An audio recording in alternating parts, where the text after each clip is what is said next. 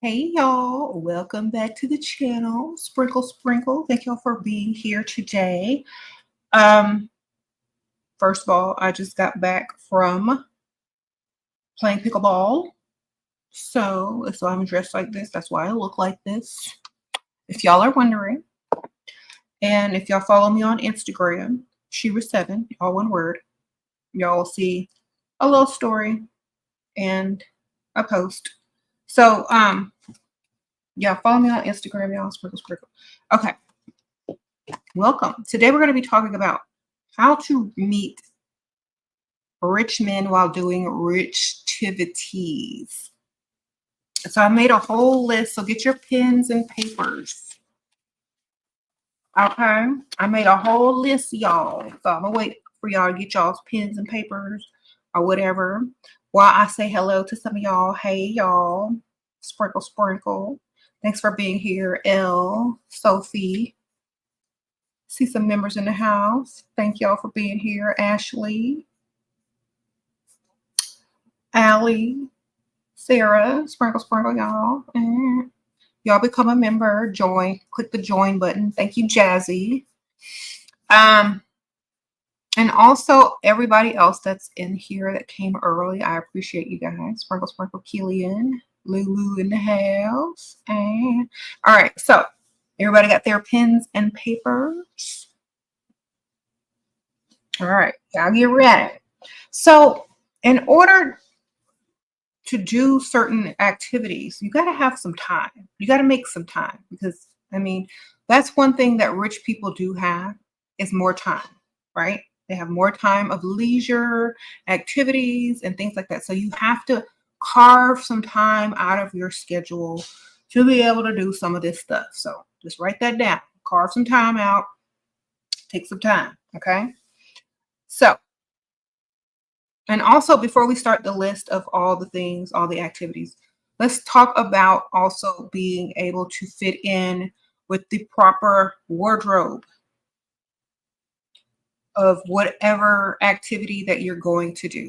This is one of the things that separates people from knowing that, you know, you have class and style versus you're just, you know, there. A lot of times people that have money have the wardrobe to go with each type of activity that they do. So you need to have the proper attire if you're going to do some of these activities. And it doesn't have to be expensive. You don't have to go all out and whatever. Okay. Just make sure you have what you need, not to stick out like a sore thumb. Okay. Or look out of place. That's all. Okay. And another thing is your manners, your hygiene, and your accessories also must match. Like, y'all remember I had to cut these nails down because they were this long. And you can't do a lot of the richtivities or activities or hobbies or things like that with them long ratchet nails. Kind of hard to do, right? Plus, you might break them because I broke some. Okay. Sprinkle, sprinkle. Now, let's start the list. Everybody got their pen and paper? Now, this list is in no order. It's very random. I've talked about a lot of these things before, but I know I have a lot of people that are new and may not have seen the old video. So let's get into it. Richtivities. And you can also meet friends as well to get invited to more richtivities along the way. If you don't meet any men, you're still meeting people. So that's always an added bonus because you could still eat more. Eat more. If you're at some type of activity where there's food, yeah, don't eat too much, but you can still meet more. I mean, say meet more people. Montana, sprinkle, sprinkle. You went to the rich side of town where the yachts and restaurants, and they were all looking at me all odd. LL, the wardrobe was proper. Okay. Well, perhaps you are a newcomer and they don't recognize you, and they probably know everybody that goes around that area. So you just need to go over there more frequently so that they know that you're like a regular. Sometimes when a stranger or someone that's not familiar approaches that, you know, that side of town and they don't see you in those areas because they probably go there often, you might want to just go there as often as you can so that they, you know, see that you belong there. Okay. So you got to become like a regular at some spots. You can't just show up out of the blue. I mean, that's what you have to do in the beginning, but keep going to the same type of places. Okay, let's get into it. Number one, Richtivity. And this is obvious. Rich side of town, nice gym, expensive gym. Look at the parking lot for nice cars, okay? That's easy. Number two, join a club or take a private lesson at one. Okay, so if you don't have a lot of money to join a private club, tennis club, golf club, pickleball club, or whatever, you can still sign up online for lessons without having a membership. And the lessons aren't that expensive. You'll be there for a while. You'll get to mingle and look around and kind of see if you want to get a membership, or somebody will buy you a membership. But it's just a way to get in without spending a lot of money. Okay. That's it. Or even just signing up to take a tour of the club itself or whatever. They might give you a guest pass for the day. We don't know. Social events for fundraising, such as game nights. Some people do themed game nights. Some people do fundraising because that's how they write off on their taxes, and also be able to throw parties for almost free, okay, and make a profit off of it. So you have a lot of, housewives, rich housewives, or people trying to, fundraise for their cause and bring awareness to a cause or to promote business or whatever. So go to these fundraisers that are also social events. Lately, I've actually been invited to one that I'm probably going to go to. It's a gaming night. It's mahjong, however you say it. It's a Chinese game with tiles and stuff. I bought a set so I could try to learn how to play, and I've been teaching myself. So this is like something that's kind of popular now, like playing mahjong. So they have like these people that teach you how to play. They come out to your venue, and they set up tables, and then you would just invite people and charge money. And if it's in the rich side of town, tickets may cost between $100 or whatever dollars, and you just get in there and you get to mingle with all the people that are not. So go to the social events for fundraising. It doesn't have to be dressy. It can be casual, cute, casual, whatever, So do those types of things for meeting rich men, Richtivities, okay? Galas, okay? You can look these up online. Galas or balls or fundraising events in your city, and just type in the name of your city, and all the galas and events and fundraisers will come up, and you can pick the one you want to buy tickets to and go to. If you don't have money, you can call to see if you can volunteer at one. If you just want to see what it's like, and then perhaps, you can go from there. Thank you, Purple Gypsy Sprinkle Sprinkle. Thank you. Another one is number 5 is volunteering at the events, galas. I just said that, so write that down. Or any networking social mixer. If you don't have the money to go or pay for a ticket, volunteer to help out. Usually after the first hour or so, they let you mingle and walk around anyway, like one of the guests.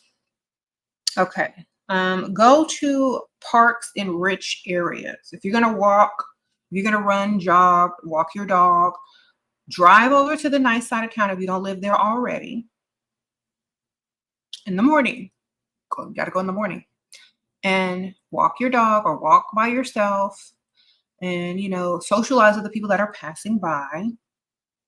Do that. Also, number 7, join the Rotary Club. That was, Other Worlds says Rotary Club in rich cities. Yes.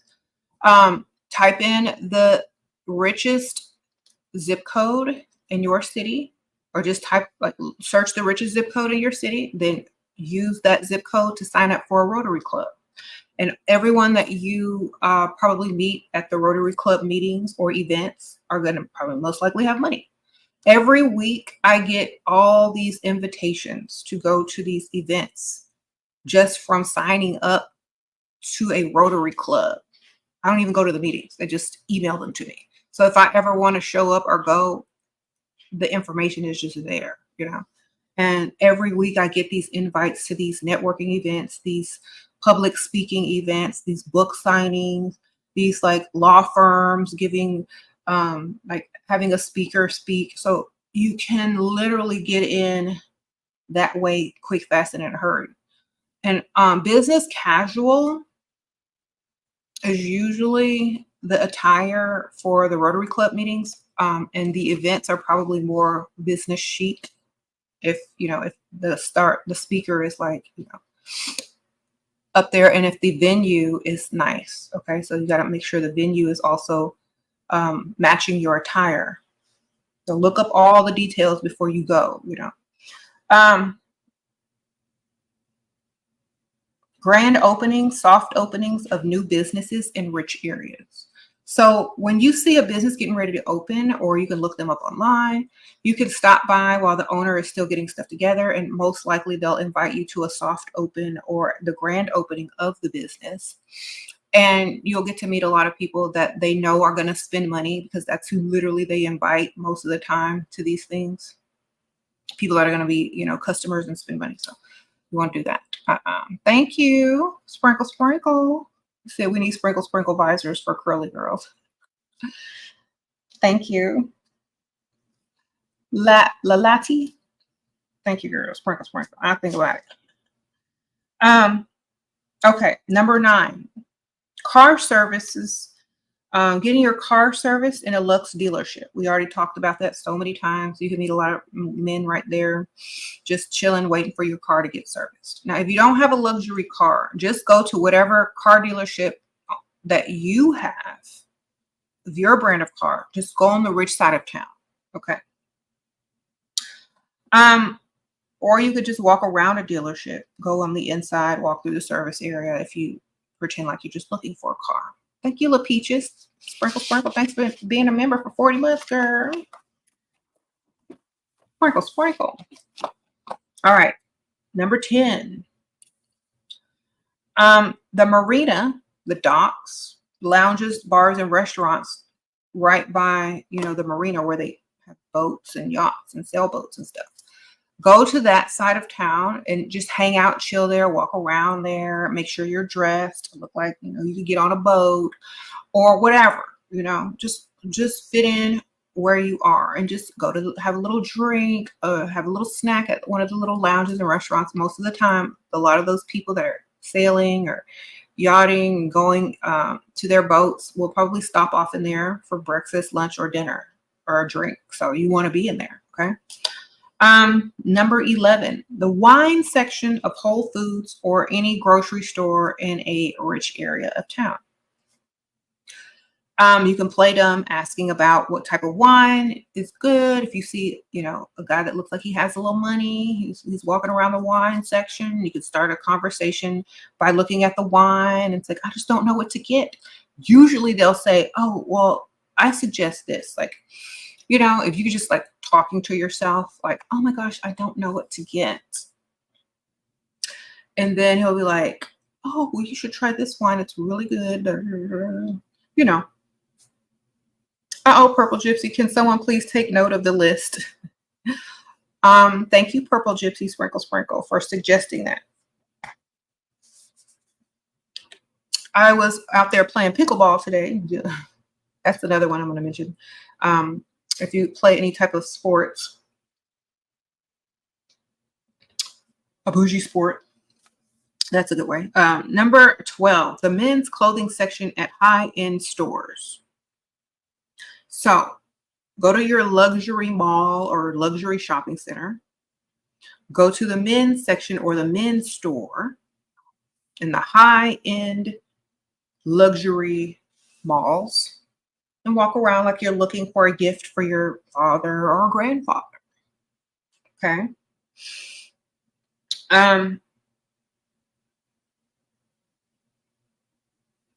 Upscale restaurant bars for lunch or happy hour. Let's see. Sprinkle, sprinkle. Yes.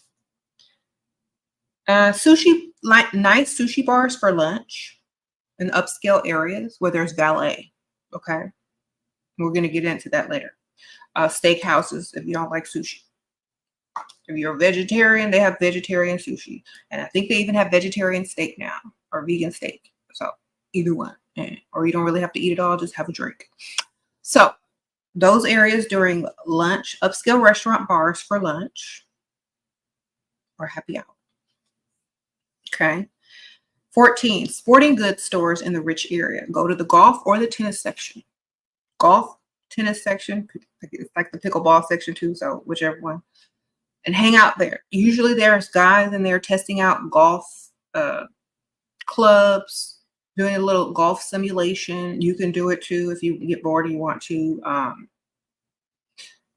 And so you can kind of gauge like who's in there by the parking lot. Just look at the cars in the parking lot before you decide to go in. That's what I usually would do. Like, okay, there's a nice car seated there. Let's go see. All right. Well, thank you, Ostia, for Sprinkle. For the super chat. All right. Number 15. Dog grooming shops on the rich side of town. Rich people love to get their dogs groomed and pampered and all that kind of stuff. So go to the rich side of town. If you have a dog, you don't even have to have a dog. Just go in there and question. Ask some questions. Pretend like you got a dog if you don't have one. But you go in there and you just see a cute dog. You see someone rich and they have a cute dog. You can pet it or whatever, and they'll start talking to you because usually grooming shops are kind of small if they're like private owned, and you can really just like engage in conversation and stuff like that. It's more personal. Or if you don't have any small grooming shops, go to PetSmart or whatever on the rich side of town. All right. Oh, gracious. You just ordered Liquid Finesse from Heaux Cosmetics. What are some of the benefits that you've seen wearing it? Okay. Well, during all Richtivities, you should definitely be wearing Heaux Liquid Finesse Pheromones because this will make people more attracted to you, want to talk to you more and conversate with you more. And also they'll make you want to socialize even more and make you also want to get out there. So if you have I also say if you have trouble like socializing, the pheromones will also help you be more social in public places too, if you're not used to it. So that's another benefit that I have seen from, wearing that. And if you want to get your bottle, they have different sizes, purse sizes, travel sizes. Go to the link in the description bar that says Heaux Cosmetics Pheromones and click on there and look through everything. And they describe everything in there and what each pheromone does and whatever. Use my code to get a discount. Code is SHERA, one word. Okay, so be wearing these during the Richtivities, these pheromones. Okay, definitely you will see the difference. Okay, number 16, sports bars on the rich side of town during sporting events. So right now the Olympics are going on. If you were to go to a rich area and go to one of the sports bars while the Olympics are on, you most likely will meet a man. That's a Richtivity.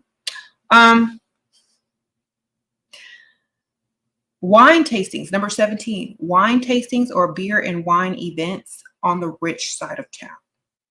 They're usually at local restaurants on those sides of towns. There's usually a season where there's lots of wine tasting. So just look it up in your city and definitely go to those. Okay. Number 18, boat yards where they store boats. Boat stores where they sell boats. It could be fishing boats, whatever type of boats. Sailing lessons. Okay, so anything that has to do with boats or sailing. You could even sign up for sailing lessons. Y'all didn't know that, huh? And you don't even have to have a boat to learn how to sail. You just go out on a boat and they teach you how to do all the ropes and stuff, whatever. You'll probably most likely meet men that have a boat or wanting to buy a boat or getting ready to buy a boat. You know what I'm saying? Probably some old money there or some new money there, whatever way. Okay. Sprinkle. Sorry, y'all.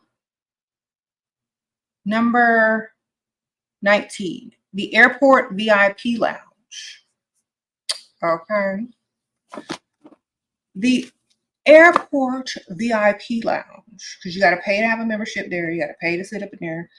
You know, they give you first class treatment, get drinks, get to wait for your plane in style, have a little bar. So make sure you're looking good. Don't be having no bonnet on walking through the airport if you are trying to have some Richtivities along the way and sit in the airport VIP lounge area. Sprinkle, sprinkle. Thank you, Heavenly Goddess. How are you? A prominent lady in my community invited me to a Rotary Club meeting as her guest. I'm so excited about the possibilities. Thank you, SHERA. All right, girl. Sprinkle, sprinkle. Have fun. Let me know how it goes. I appreciate that. Sprinkle, sprinkle. Okay.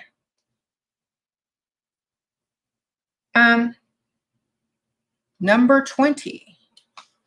Business owners, events, and conventions. They have these all the time in the city or at different hotels. So medical conventions, engineering conventions, all of these. I've been invited to one, but I didn't go because I was busy. But just imagine all the people that go.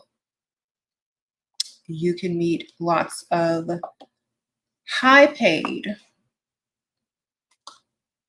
professional career men who are rich. All right. So keep your browsers searching conventions, business conventions, medical conventions, engineering conventions. Sign up to get all those notifications emailed to you. You should have a whole nother email for your Richtivities because sometimes they'll get messed up and mixed up all in your regular emails. So you need a whole nother email for all the stuff for your social planning and Richtivities if you can. If not, you're just gonna have to go through it. It just makes it easier because, okay. Watch repair shops is number 21. Number 21, watch repair shops. They will go get their old watches fixed that cost a ton of money. They're not going to just let it sit in a box when the battery is not working or, whatever. They're going to go take it, get the battery replaced, get it cleaned up, whatever. So watch stores, luxury watch stores, watch repair shops. Those are going to be the stores you're going to run into a lot of rich men just walking by them, sitting in the parking lot, getting out when they get out. You got to scope it out a little bit. Okay, number 22, valet parking line at nice venues. Okay, so if you're going to go to any venue, any nice restaurant, any event, make sure you valet park. Or even if you don't have a car, just stand in the valet line like you do. Act like you're looking for your ticket. But if you have a car and you valet park it, you get to stand there while other people's cars drive up and you can see what they're driving. And you have about 5 to 10 minutes to talk to each person while they're waiting in line. And they have to talk to you as well. So, and also gives you, a glimpse of what type of cars these men are driving, what type of lifestyle these people are living. And you can also understand, who else could be in there by looking at the cars in the parking lot. So, sprinkle, sprinkle. Number 23, auctions. You have art auctions, antique auctions, jewelry auctions. Go to any type of auction. It could be an estate sale. A lot of people like to go to auctions to get money because they can buy stuff at a cheap price and resell it or decorate their home with rare pieces. So they're always looking for something rare and expensive. Auctions. Okay. Even artwork. Sprinkle, sprinkle.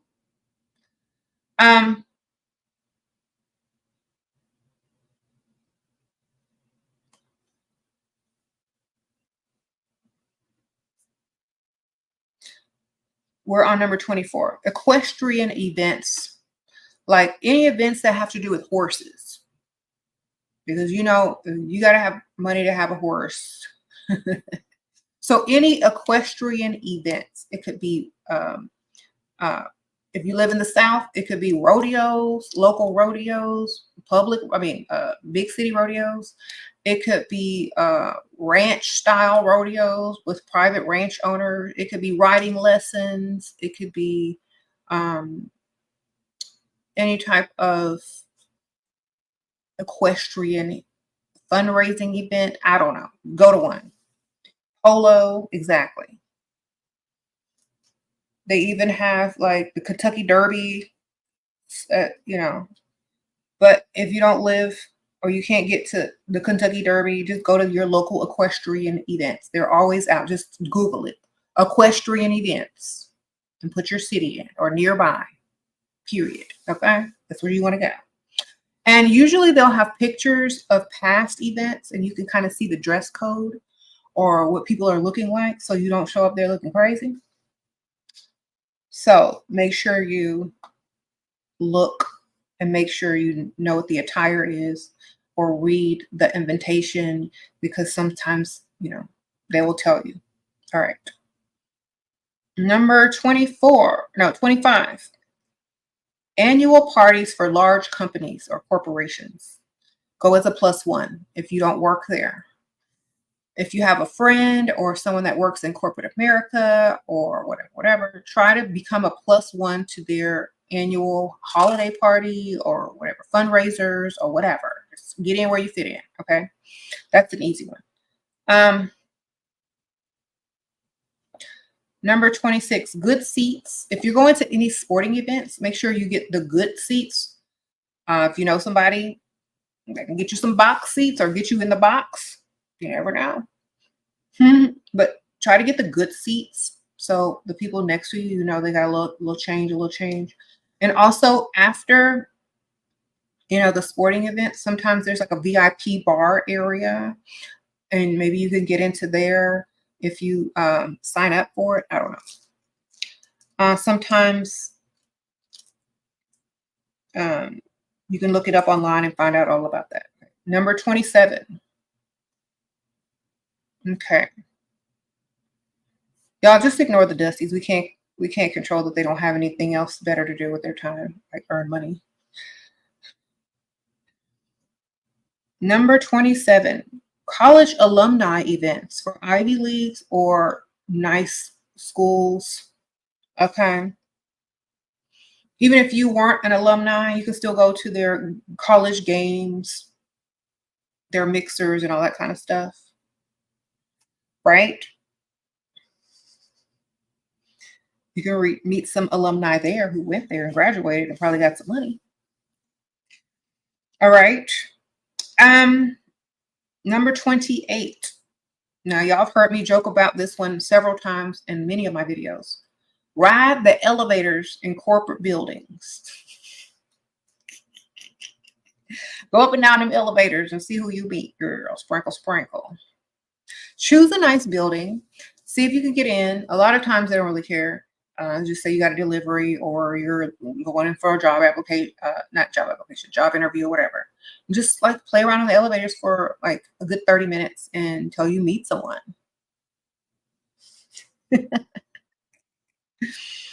Okay, number 29. I think I've said this before, but I add a little bit of extra. Any fundraising event for awareness, such as like fun runs, those 5K runs and stuff like that, because a lot of people that are like going to do the runs, they have money, they donate. A lot of people there, businesses are usually there because they're advertising there. So you can meet a lot of business owners that are advertising on t-shirts, on banners, or handing out drinks with their cup and their logo on cups. So you can usually see a lot of the business owners as well as people that are in the runs that are also donating. And if you don't have to run yourself, you could just hang around there and cheer people on and, you know, whatever. Number 30, first class on planes. Get you a first class ticket, ma'am. First class ticket. You'll be able to sit next to other first class people. Get your free champagne and drinks and whatnot and socialize. So if you can splurge and do first class, if you're flying alone or, you know, whatever, make sure you do first class because especially if you're flying alone, this will give you a whole flight to kind of socialize with people in the first class. Okay. Number 31, private airports. If you are lucky enough to live close to a private airport, that's where you're going to find some money. Sprinkle, sprinkle. So private airports. Okay. Number 31. Was that 31 or 32? Oh, okay. Number 32. Concerts, symphonies, operas, plays, Broadway shows. During the intermissions of those plays and right before, they have like a little social hour where they serve drinks and people mingle in the lobby and talk to each other and network and do all that kind of stuff. That's where you're going to probably meet more people during the intermission. Also in the valet, if you valet. Sprinkle, sprinkle. Number 33, private resorts, private beach resorts. So if you're going to travel somewhere or if you're just having a staycation, make sure you're at a private resort with private stuff and like, you know, all that kind of stuff because it's more exclusive. And you can go down into, you know, the lobby, get on your laptop, have a drink at the bar, get by the pool. You know, you have access to the entire resort, the gym, all the conferences, all that stuff. So if you can find and book a room at a private resort during some type of convention, you're in. Sprinkle, sprinkle. All right. Even if it's a staycation, that means that's in your own city. And usually you can book these rooms well in advance if you know the date of the convention and you can get a cheaper price. And if you're just going to book for one day, you know what I'm saying?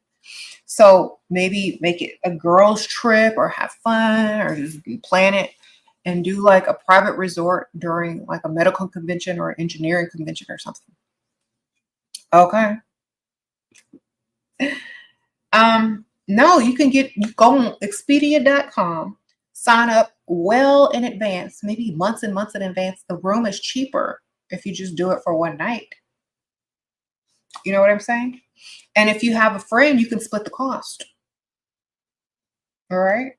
And if you want to play in the areas where the rich play, you got to put down a little bit of money. You got to spend something, you know? I mean, people spend money on whatever they feel is important to them. And so if socializing and doing Richtivities to get in and meet possibly your next or your future husband or your future sugar daddy, I think it's worth it. People spend money on getting them caterpillar lashes and nails this long. Okay. It's priorities, ma'am. What if you're a broke university student? You better find you a rich friend, ma'am, who can help you with them Richtivities. See, when you're broke, you got to social climb even more. You got to get in and meet some rich friends. Go find the rich nerds, man. Sprinkle, sprinkle. You know how to do it. All right. And then, you know, it's easy. Go find some rich nerds and get in where you fit in. All right.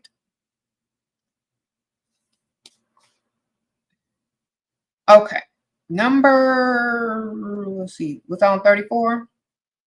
Book signings. Book signings. And especially if the book is about money, finance, real estate, I don't know, something. Look up local book signings at bookstores and in the rich areas of town. We'll go to some book signings. And if you look cute enough, maybe if the author, you might like what he's looking at too. Sprinkle, sprinkle. All right. Number 35. I think I'm on 35. Top rated restaurants that are hard to get into. If you go online, there are websites that book reservations weeks in advance for these types of restaurants. So you need to get online and look up the hard to get in restaurants. Go and book a reservation. It could be weeks in advance or months in advance because that's usually how long you have to wait anyway. And go do that. and valet park once you get there. Okay, you could take your friends. It could be for someone's birthday or just a fun day out, you know. Usually if you go during the day, it's easier to get a reservation. So try lunch or brunch. You'll be better. 36, luxury shopping centers. Luxury shopping centers. And if you can valet park, even better. So there are lots of luxury shopping centers where they have all the luxury stores in one area. Go there, walk around, be seen, have lunch, have a drink. Make sure you valet if you can. And just socialize and walk around and have fun. You know, you're going to meet people, friends or men. It doesn't matter. Just what you're trying to do is, you know, get into that energy. Okay. And hobbies. Hobbies. Start a new hobby. It could be anything, some type of lesson, some type of class. Make sure it's in a rich area and it's a hobby that you know, the wealthy might be more fond of. Okay. So you could do art lessons, you could do tennis lessons. I said this earlier, but have hobbies. Like, get you some hobbies and make sure if you're taking lessons, it's on the rich side of town. And you could just sign up for one lesson if you don't have any money. Okay. Just to get in there and socialize. They even have these like, I don't know, I've never really looked into it that much, but they even have these meetups for different zip codes for certain types of lessons so that everybody could be in like a group, and it's like a group lesson. You could do group pickleball lessons, group tennis lessons, group golf lessons, and a bunch of people will show up at the same time. So it's more like a social gathering. Okay. Just look it up online in your city. Okay. Under the world, sprinkle, sprinkle. You said 5'5" Christian man wants me to go to his country and live in his house, but he calling everything I do the devil. Weird vibes. What's the deal? Brainwashed, heavily brainwashed, and judgmental. Sprinkle, sprinkle. I try to avoid over religious people because they're literally brainwashed and hypercritical and hypocritical. So I don't really deal with them. So my answer would be just to get him to send you some Cash App and move on to the next man. Okay. So that's my list. Anybody want to add to it? Feel free to put some Richtivities in the comments and let us know what you guys do and how y'all meet the rich men. Sprinkle, sprinkle.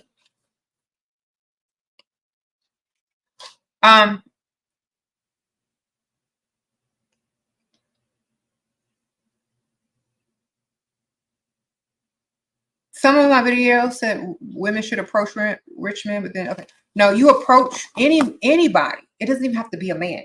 They can just have to hear what you're saying. Like, you can ask a worker or a woman with an earshot of a rich man, and usually that man will come and give his 2 cents. Or you can ask a question as if you're not coming on to them at all. Like, oh my gosh, I don't know what to order to drink. That's it. Some of these ladies were asking me, can I go and flirt and approach a man? And the answer was absolutely not. But asking a question about an item on the menu or a drink or directions is totally different than coming on to a man. Because some of these ladies was like, can I shoot my shot? You know how some of the ladies come in here and ask, well, can I flirt with him? Well, can I ask for his number? No, Pygmisha, you can't. You can ask a question and put the ball in his court. And if he likes what he sees, he will start flirting with you. So you could say, oh my gosh, I have no idea what to order to drink. What's that you're drinking? Is it pretty good? That's it. Either he'll say, yeah, you should try it and mind his business, or he'll turn around with a big old smile looking crazy and start suggesting to buy you a drink and ask you your name and all that. That's all you do. Some of these women in here are aggressively approaching and flirting with these men and scaring them off, or actually being the masculine one in the whole, in the whole thing. So when I say certain things, you gotta take it within the context of who's asking the question and what the question actually is. Because I see a lot of these clips on TikTok and Instagram where people don't put the whole thing in there. And it looks like I'm giving advice that I'm not even giving. I'm answering a question and trying to help this person. You know what I'm saying? So do not aggressively approach a grown man. That is very pick-me-sha. You can ask a question. You can play dumb all day, but that's literally it. The ball is in their court, and they can do with it what they want. They want to serve you, let them serve. But you do not go and actively flirt with no man. You don't actively try to shoot your shot at some man, because that is very masculine and very pick-me-sha. You don't want to do that. Okay? Sprinkle, sprinkle. Don't do it, ma'am. You will regret it. Okay? And other women will literally look at you as if you're a vulgar and something is wrong with you. And then some guys will, like, if you go to a rich area, some guys will literally think that you're a hooker because you're approaching them too aggressively. So be careful. It's not like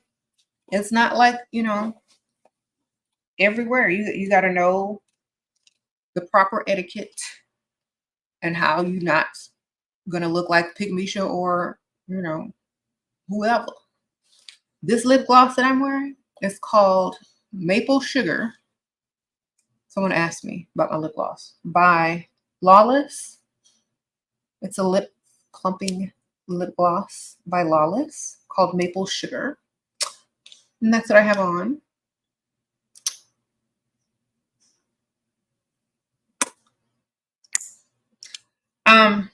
They've sent me like all their lip glosses. I love them. Sprinkle, sprinkle.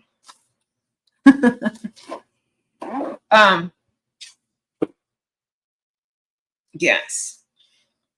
So if you're going to do some of these sporting events or tennis or pickleball or golf or something, y'all need the proper attire. I have some listed in my items I suggest from Amazon. Y'all can go look through there and get a glimpse of what I'm talking about. Just in the first couple of ones. Well, I don't know. You'll see it. It'll look like tennis clothes and, gear or whatever. Y'all just get the picture. Okay. And these are the same nails. I just cut them and filed them. They're not filed very well. The nail people said I have to wait a few days for my nails to heal from the bad break in order for them to redo them. So I've been picking out some really cute manicures that I want. And I asked some of y'all to suggest on Instagram. So I got some good ideas. Thank you, Raps, Pop, Sprinkle, Sprinkle. What to do when out at bars and not want to be on your phone? Do like they did back in the old days when they didn't have phones. Sit there and look like you wanted to be there. Enjoy the ambiance. People watch. Sip your drink. Sit back and act like you're having the grand old time. Act like you're having a good time. Observe things. That's what I feel like most people used to do before there were smartphones. So let me see what manicure. I'm going to show y'all the manicure that I'm going to get next. Where's it at? I have a Pinterest boards of all the outfits, nails, nail looks. So I don't have to think that much when I'm getting ready to go do something. I was like, okay, pickleball outfits. I got that. Golf outfits when I'm going to the driving range. Classy nails when I go to get my nails done. Not lately though, but. And it's just so easy to add stuff to your Pinterest board while you're not doing anything. and then you won't be unprepared, you know. Okay, so this is what I'm probably gonna get. They're like kind of like a pink French manicure with the chrome over it, or the pearl over it. It's kind of cute. I don't know if I'm gonna do square or almond shape, but they're gonna be short. So it just depends. How do you look pretty at the gym and sweating? I just got finished playing pickleball and I was sweating everywhere. You gotta get you a good setting spray. It's spray. Get you a little towel that's like slightly damp and just pat your face if you're sweating. Don't wipe. All right. I have my little I got my little pickleball stuff here. And y'all want to see my paddles? This one is cute. Kind of looks like Kate Spade type. And the other one, I ordered some more because my daughter Sasha, Layla likes this one. So she uses this one. I use this one.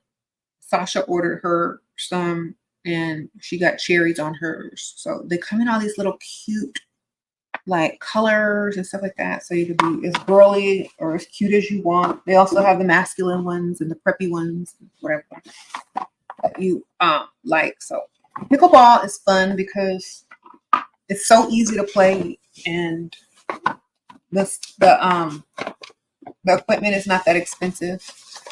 So their lessons aren't that expensive either. And there's new courts everywhere. Like there's a new pickleball court and a new pickleball like sporting place kind of where I live, and you drive through that parking lot. It's nothing but luxury vehicles in those parking lots. So that's what you literally gotta look for when the time of day is usually earlier in the morning when you want to go play, or closer, you know, to the afternoon, but get out there early.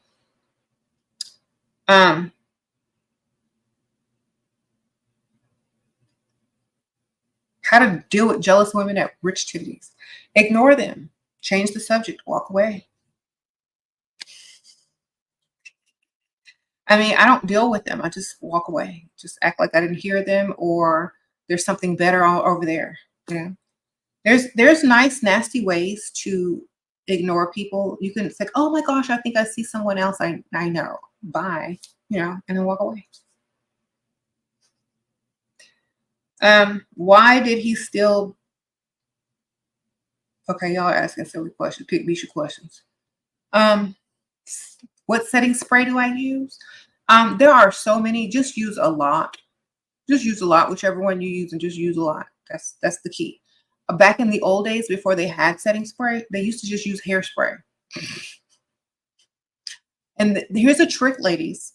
If you wear makeup and you don't like getting makeup on your shirt, spray the collar or the inside or whatever with hairspray first, clear hairspray, and it won't transfer, or barely. It will. You know what I'm saying? So if you have a problem with that, spray your clothes too with the hairspray, and just get a really good setting spray. Just spray a lot of it. That's the whole point. So that there's a barrier. And also I've been using by Carp. There's a sweat-proof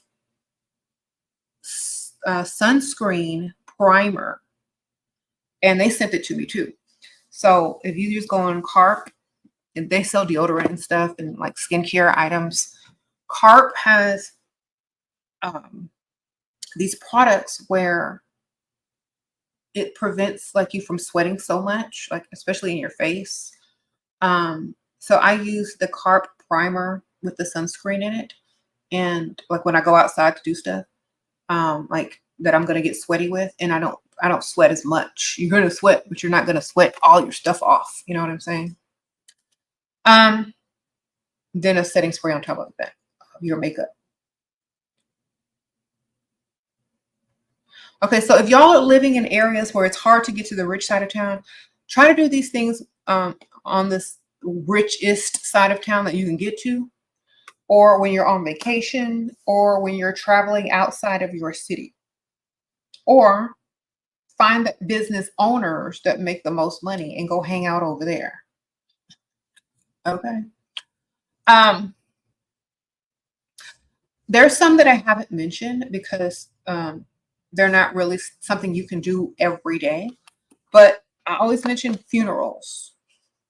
Go to the obituaries in your city. Look for the rich side of town funeral homes and look at the obituaries and go to those funerals. Okay. You're going to meet rich people, rich old people, rich single people, that's old, rich widowed people. And most of the time, like when they're at, facing mortality and are at the cemetery saying, oh, I should start living my life now. And you're sitting over there looking cute. It's like, I need somebody to spend my money on. That's where you come in, man. And you need to come up with your story on how you know the person. So make sure you read the obituary first so you can know what they did, those organizations that they were with, the fundraisers they donated to, so you can make up your good lie and then go ahead and go. And sometimes they'll invite you back to the little dinner afterwards at somebody's rich mansion. Okay. Sprinkle, sprinkle. Anyway. Or you could meet a funeral director that owns a funeral home. You never know.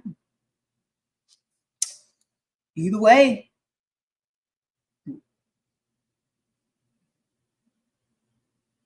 And like if you go to the cemetery with them, you follow in the procession, you can see what cars people are driving to.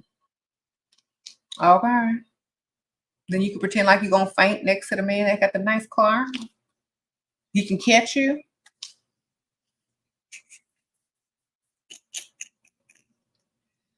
All right.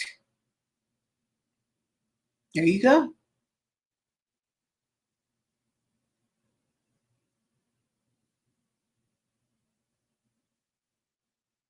You said, what will my response be to a financially man that took care of you but openly cheat? But says he doesn't want you to cheat. He could say all he wants. I'm gonna do what I want anyway. Sprinkle, sprinkle. See, the difference between some type of women is they can laugh and say, okay, I won't do anything. And then they'll go right around and do what they said they wouldn't do. Okay. So you can lie to him all you want. As long as he believes it, that's what you need to do. Sprinkle, sprinkle. All right.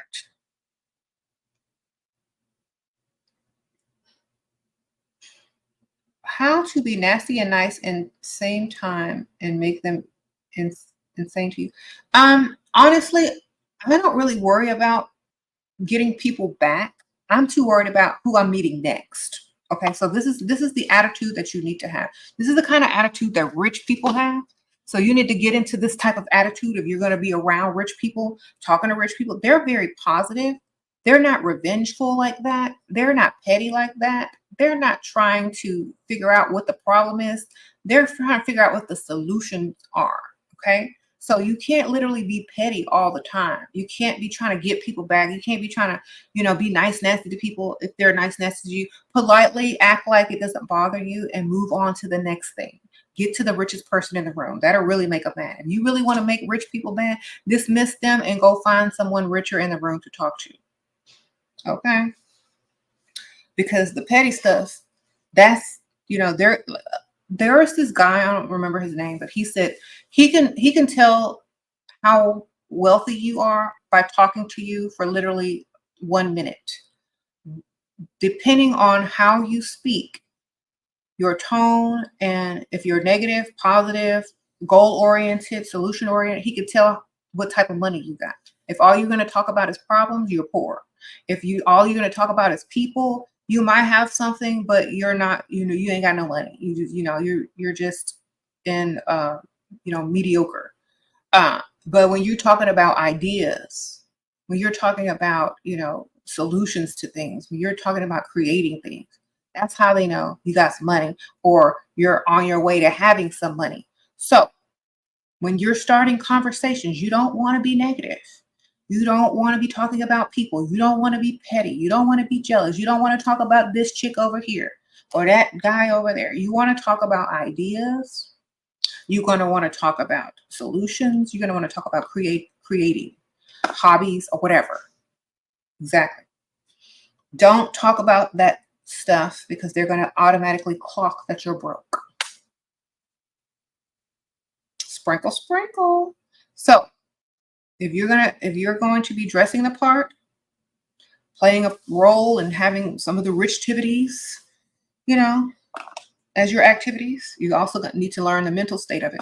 And so a lot of books that you can read, Think and Grow Rich, 48 Laws to Power by Robert Greene, Think and Grow Rich is by Napoleon Hill. Y'all can read my books, of course. But make sure you're not bringing that poverty mind to the Richtivities because they're going to clock you. Okay? Don't talk about your job. Don't talk about your boss. Don't talk about your problems. Don't talk about anything like that. How do you deal with guys that say that you're cold? It's like, I only warm up for certain types of men.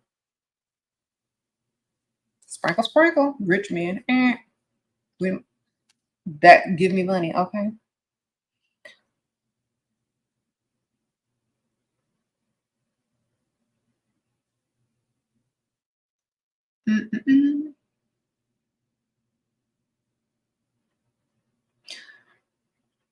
You said,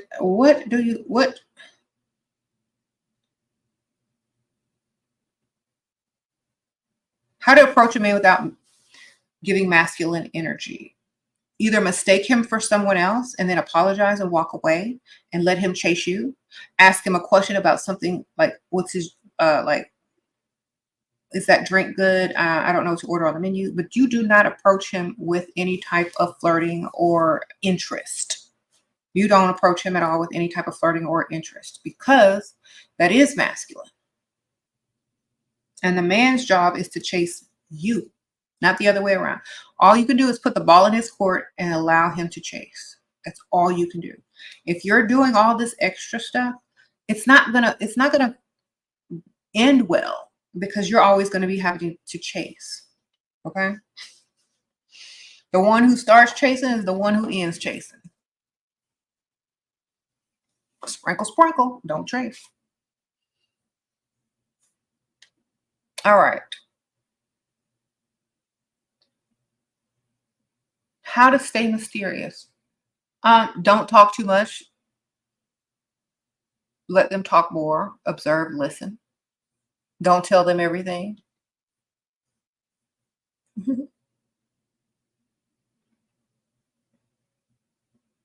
What high-class leisure activities do you suggest? Oh, I just listed a whole bunch of them. But for day to day, I do suggest some type of club, gym, some type of like leisure sport, something like that. Okay. Tennis, racquetball, pickleball, golf, driving range, gym on expensive side of town. Something like that.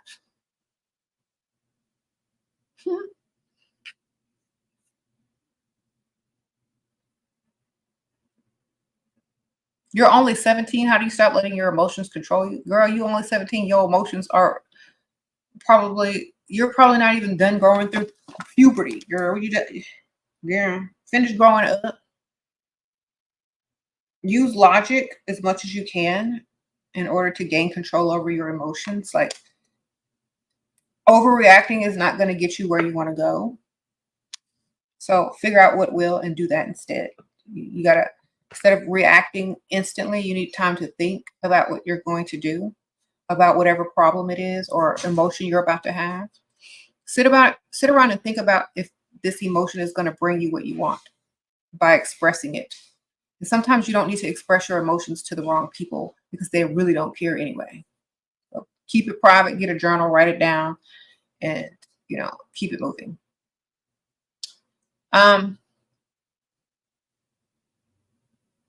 Problems to tell men about. Well, when you're out on a date, if you've been leading up to asking for money or mentioning that you might need something, they're the ones that are literally supposed to suggest helping you because you've mentioned things, but you don't talk about your problems. You quickly change the subject. So for example, they'll say, "How was your day?" And you'll be like, "Oh, my day was great. I talked to my grandma. She's having a little trouble with her mortgage, but I told her I'd help her out, see what I can do about it. I just have to figure out, what I'm going to do. But anyway, how was your day? How was this? How was that?" So you quickly mention it, move on to something more positive.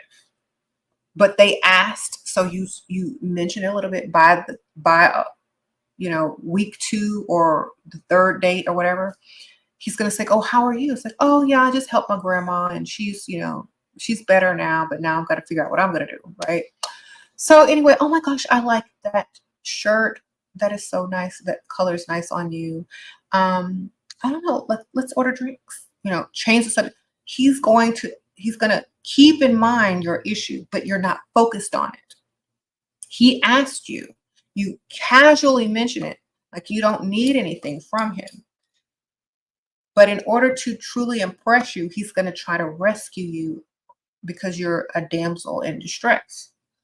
If he's like not all that and he's really desperate and he'll do anything for you anyway, you can go ahead and ask. He's not there because he's trying to be all that and extra. He's there because he likes you and he wants to impress you. So either way, that's when you're on a date, not when you're mingling with people you don't know. Okay? That's when you're on a date. Sometimes you got to tell people because they don't understand. That's not for just first time meeting. That's when you're actually, someone has already asked you out on a date. They have interest in you. They like you and they're trying to impress you. You say he invited you to coffee. Not sure if he was trying to test me. We are 30 years apart. Okay.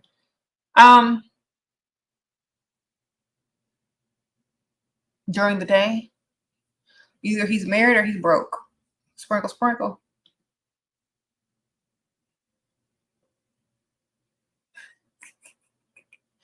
"You're not good enough for dinner, ma'am." That's what he just told you. "You're not good enough for lunch, girl. You ain't even good enough. Lunch. You only deserve $5 bean juice." That's what he just told you without telling you. All right. "Oh, J. Lilith, sprinkle, sprinkle. You have given me the courage and strength to grow the dark feminine energy that I have not accepted but ran from inside. Thank you, sprinkle, sprinkle." Thank you, J. Lilith. Well, you can't have you got to embrace the entire self. You don't embrace the entire self, you're gonna feel like something missing, and that something is common sense a lot of times, because sometimes that's what it takes. That dark energy, that dark feminine energy, is sometimes literally common sense to unbrainwash you from societal norms that was created by patriarchy. So, sprinkle, sprinkle. Uh-oh, poor Claire. "Should we give our number when men ask, or give social media, or wait until we have talked to them a couple of times?" If you really like the guy and they ask you for your number after talking to you and you feel like it's been enough time to where they deserve the number, they bought you a drink, they've piqued your interest, they got money, offer to exchange numbers. So use the word exchange. Let's exchange, have them, they ask you for your number. You said, "Oh, that's a great idea. Let's exchange numbers. I really enjoyed talking to you." And so he'll give you his and you'll give him yours. Okay. That way y'all both have it. And he's going to make the first move if he's trying to impress you. Sprinkle, sprinkle. Oh, Sarah, but make them work for it. Make sure you know it, all the details that you need to know about them. So you're not wasting your time by giving out your number. And don't give it to them right away. If they meet you within 5 minutes and ask for your number, they don't know you enough to ask for it. They need to talk to you for a good while before they find you interesting enough to get your number. Otherwise, they only want to try to sleep with you if they ask for your number quick, fast, and in a hurry. So that's how you know the difference. Okay, Sarah says, how long to damsel? My boyfriend is very sweet to me, but he doesn't seem to understand this concept. Never been with a baddie. 18-year difference has. Okay. So sometimes you say, I just wish someone would. I just wish someone would offer me some help. Sometimes, just say that. It's like, oh, I really wish someone would come and rescue me from all of this. You got to spell it out to some people because they're not that bright, you know. Oh, I wish I had a magic genie lamp. Oh, I wish I could snap my fingers and all my problems could disappear. You know, you need to just mention it, especially if that's your boyfriend. You just need to say that a couple of times and see what he's going to do about it. And then if he doesn't do anything about it, start looking for other solutions, which means other men to solve the problems. It's like, oh, you know what? I was at my mom's house and one of the old friends of the family, like say he's like 10 years or 15 years older than you. He's like 15 years older than me. You know, he came by and visited and, you know, he was like, oh, it's really nice to see you. You should come by the company. And, you know, you should come by and, you know, the country club, just make it up, girl. Oh, you should come out on the boat. You know, he's going to know that man has all the money you desire and is not that much older than you and is inviting you to places alone, is an old friend of the family. That boyfriend better jump on giving you whatever you need before you go get it elsewhere, even if it's by a made-up fictional character that doesn't exist, but he thinks exists. Okay? Sprinkle, sprinkle. Okay?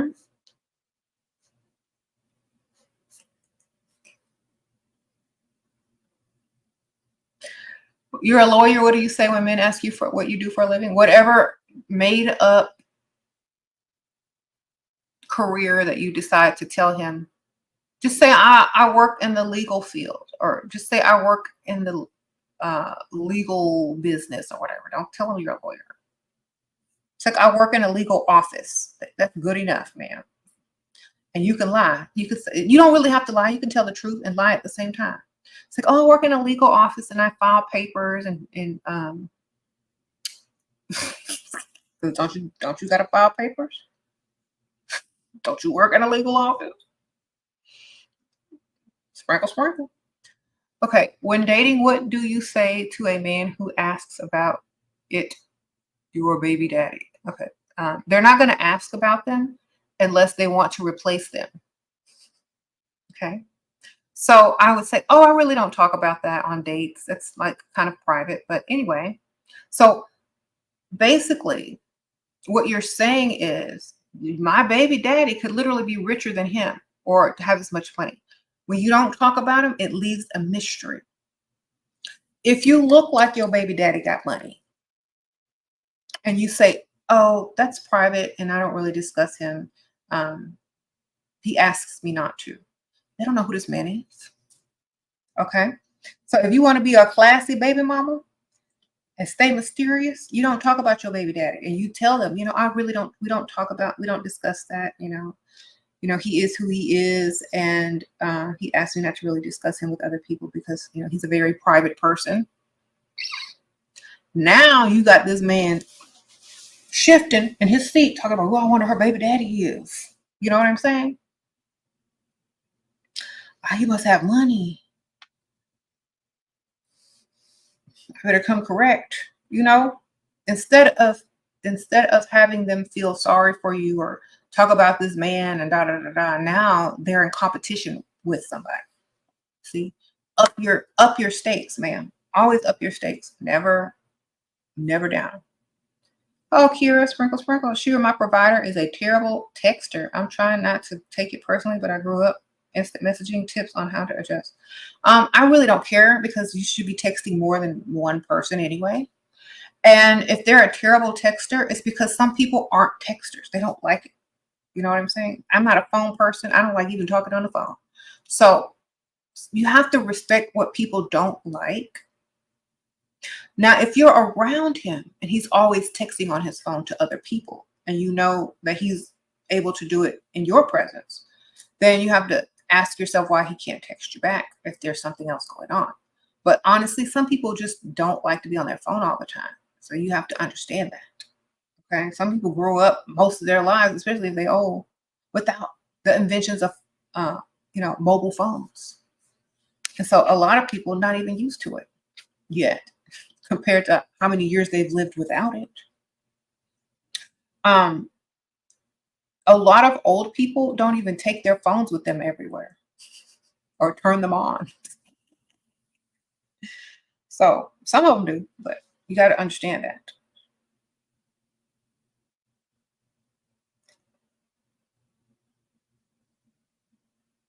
You said found a rich man, but you don't know where he hangs out. How do I find out so that I run into him?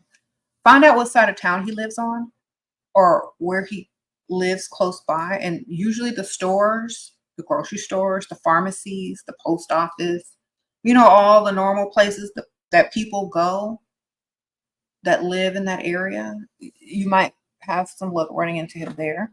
But usually it's easier to find someone online. So if you know his name, it's probably easier to find him online.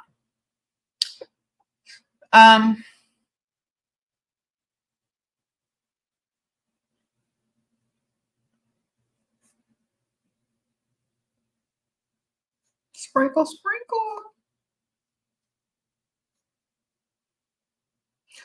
Why are y'all telling y'all's business in here? Like a lot of times people are like, they can trace this.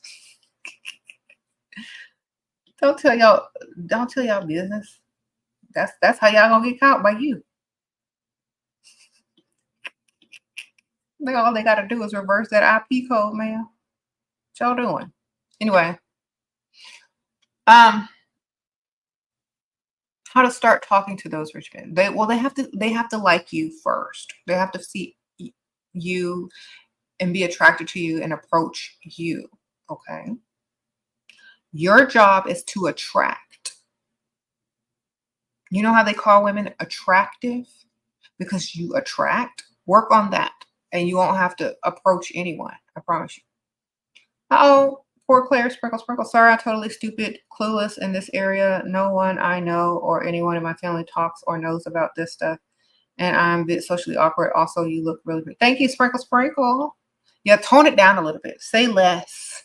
Remain more mysterious. Don't tell everybody your business. That's rule number one. Anybody that shows everyone their hand in cards, the less you say, the better. You don't want to tell everybody everything. It's like if you're a chatterbox, a blabbermouth, no one's going to tell you anything anyway, because all you're going to go do is run and tell somebody else. So if you want to make friends, if you want to make rich friends, if you want to meet rich men, don't bump your gums too much. Don't talk too much, because they're not going to tell you a lot of stuff, because you're just going to run and tell somebody else. You know what I'm saying? So learn how to be a listener and talk less. Observe more, get more information. Because a lot of people observe a talker and they will not talk to you and tell you anything because you blab too much, you talk too much. And this is one of the types of people that people avoid. So if you talk too much and you wonder why you don't have a second date or third date, people try to avoid active talkers that talk too much because they can't trust them. Okay.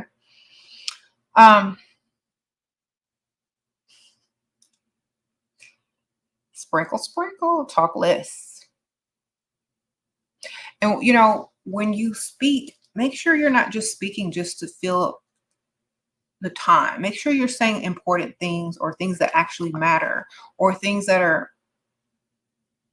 relevant. Don't just be talking to talk. Okay.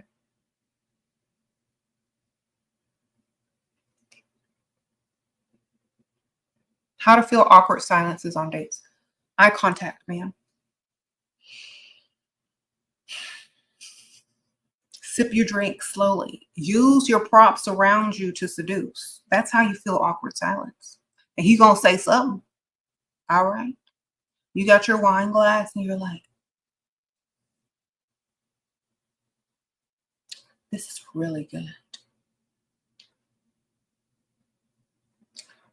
Awkward silence is good. You're not supposed to be talking and yapping the entire time. You're not giving enough time to seduce. You're not giving enough time for him to look at you, to observe you, to really take in your beauty. All he's got to pay attention to. Blah, blah, blah, okay.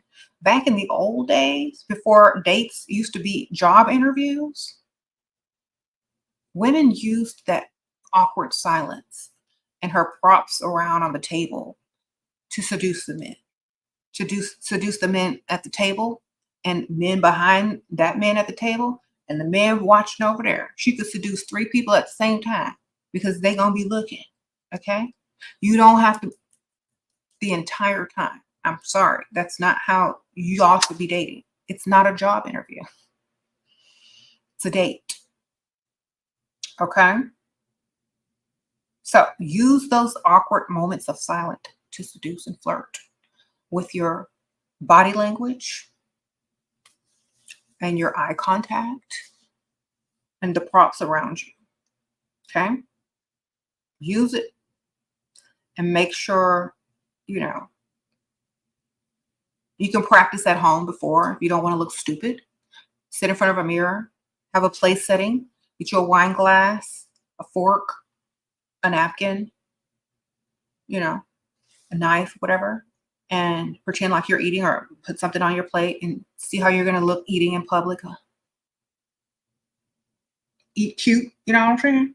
You grab your glass, see how the best angle it is to drink so he can see your luscious lips. Get on that rim of that glass and I don't know, girl. But you need to use those moments of awkward silence to seduce. That's what they're for. Okay. If you're going to rich places, are you going a lot? It's a numbers game. Okay. You don't go once a month or once a week. You go every day. You make it a lifestyle. You know how people say, oh, this is a lifestyle. You got to make it your lifestyle. It's not just once a week or once a day. You have to make it your lifestyle because that's what you're trying to make it, right? Your lifestyle. So make it your lifestyle. Make it your lifestyle. How do you tell men early on that you want to wait for a commitment before having sex? Sprinkle. You don't tell him at all. You don't tell him that at all because a man needs to work towards your trust and also by investing into you.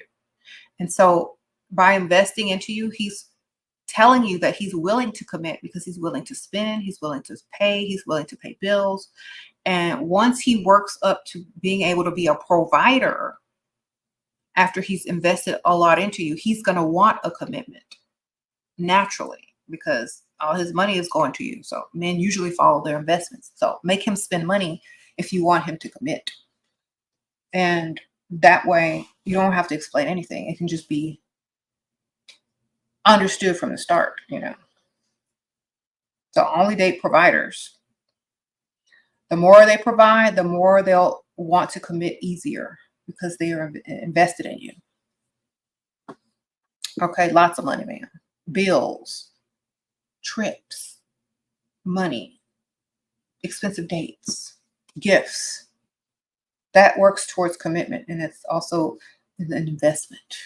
You don't sleep with someone who hasn't invested in you at all. Otherwise, you're just giving yourself away for free. So where's their investment? Where's their time and energy and money spent? Okay, they are supposed to invest.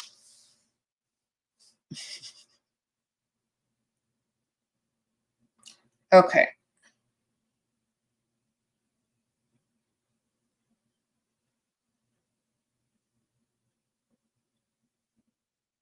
You said a man is 33, uses business for poor communication. Most men are very bad at communication unless you don't care about it. The less you care about them communicating, the more they're going to want to communicate with you. You get it? Maybe you're communicating enough for both of y'all. You understand? Maybe you need to back off from communicating so much and let him start communicating more if he wants to see you. Don't be that person that's on the phone saying, why didn't you call me back? Or why didn't you text me? Or are you too busy for me? Don't be pygmalion, man. When they text, then text back. You don't have to text back right away. But don't be offended by someone who's busy, because these dusties on these chats, sometimes they got all day to chat. They got all day to text because they don't have a job. They don't have a business. Their business is texting and commenting for free and not getting paid for it. So if he's texting you about meeting, dating, where do you want to go? That's men. Okay. He's not going to be like your high school boyfriend that's texting you all day long and telling you you're beautiful and I miss you and I can't wait to see you again and da da da. If he's got to run a business, you know what I'm saying? So that's why you need a backup. If you need somebody to you need an emotional support animal or emotional support friend, you find you a friend or a sister or a cousin or a friend zone dude or whatever, and you talk to them all day while that dude is out earning money. And when he texts you where you want to go for dinner or whatever, then that's the communication that is necessary. If it's unnecessary communication, then of course he's going to be too busy. Okay. Some men are grown. They don't play these little dusty games on the phone. So you either got to have a couple of them to keep you busy, since obviously you need all the attention. He doesn't have time to work. So you need to have a couple of them to keep your attention. Oh, May, sprinkle, how to safely accept payment from sugar daddy e-transfer. I don't know, ma'am. You're going to have to look that up online. Make sure that it's not some type of running scam, and make sure that, I would definitely just get it cash. Sprinkle. Thank you, Ike. Sprinkle. Appreciate it. Oh, $500. Ike Oglemean.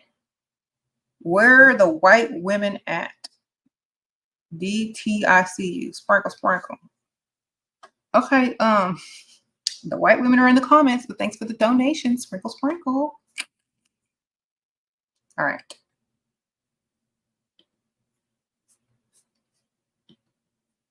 Working for $0 an hour. The Dusties have all the time in the world.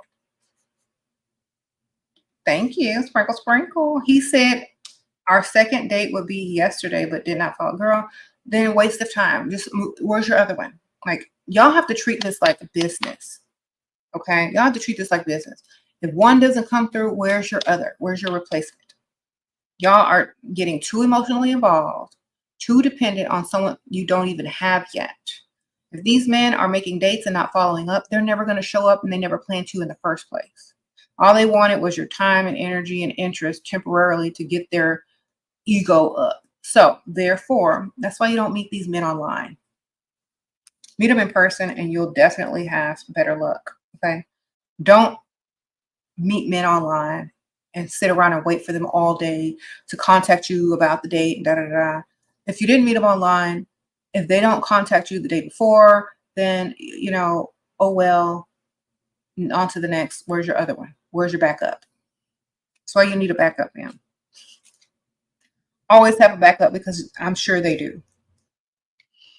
You don't have a backup, then you're slow, and they have one for sure. I could bet you they got a backup. Okay.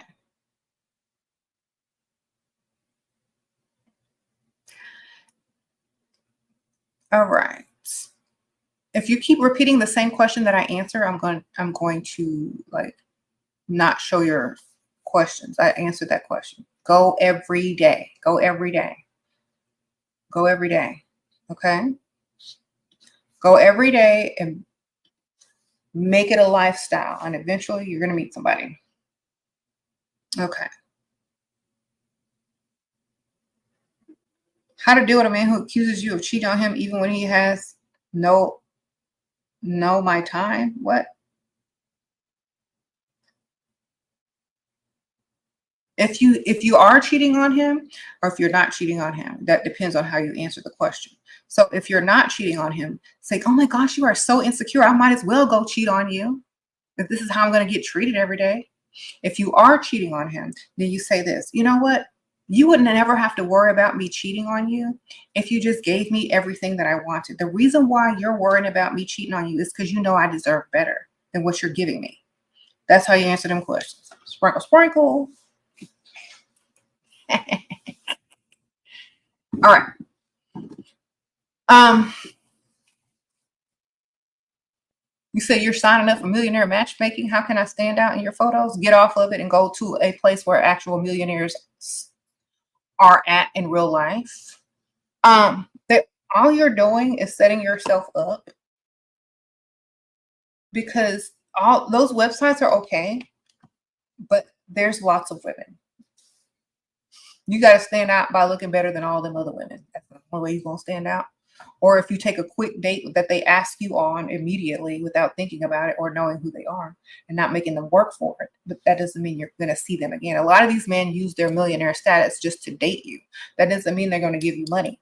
So be very careful on those sites, because that doesn't mean they're going to give you money. That just means you get to go out and eat dinner with a man who claims that he has enough money to be on Millionaire Match. Doesn't mean you're going to get any.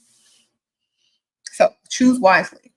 If you're trying to stand out on there, just look good. That's all you got to do. That's all they're really looking for, somebody to go eat dinner with and look good on their arm. Sprinkle, sprinkle.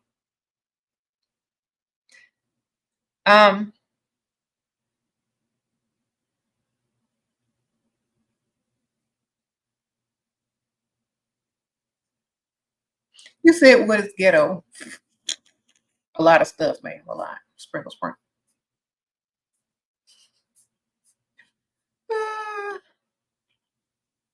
Somebody should make a whole video. It'll be like 5 hours long. What is ghetto? A lot of stuff.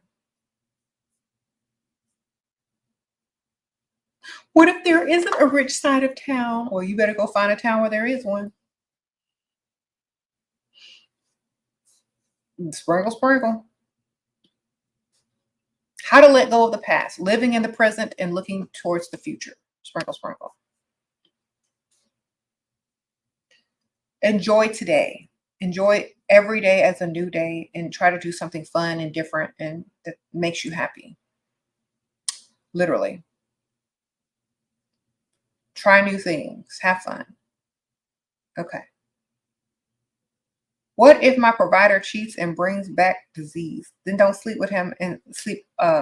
If your provider cheats, then you shouldn't be sleeping with him without protection. So if you think he's cheating, if you just think he's cheating, just keep protection or stop sleeping with him.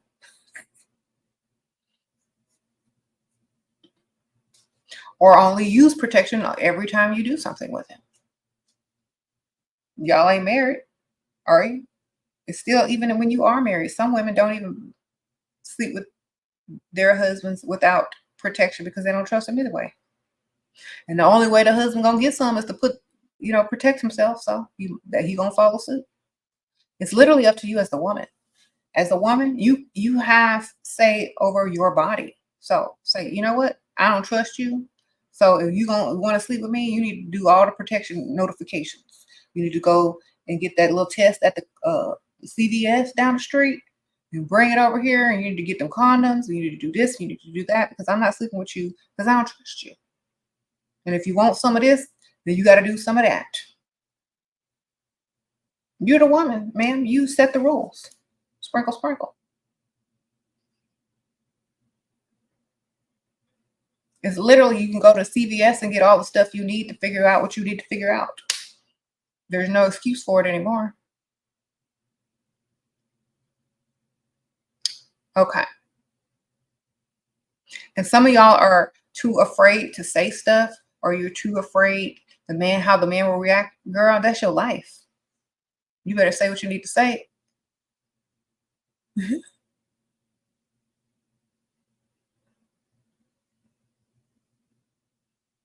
Okay.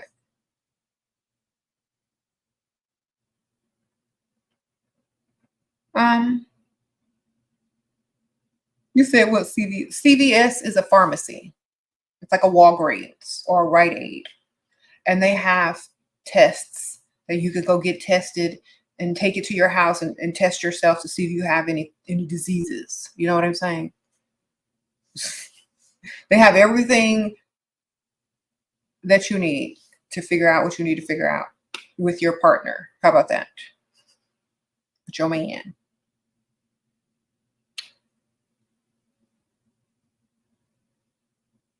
Sprinkle, sprinkle.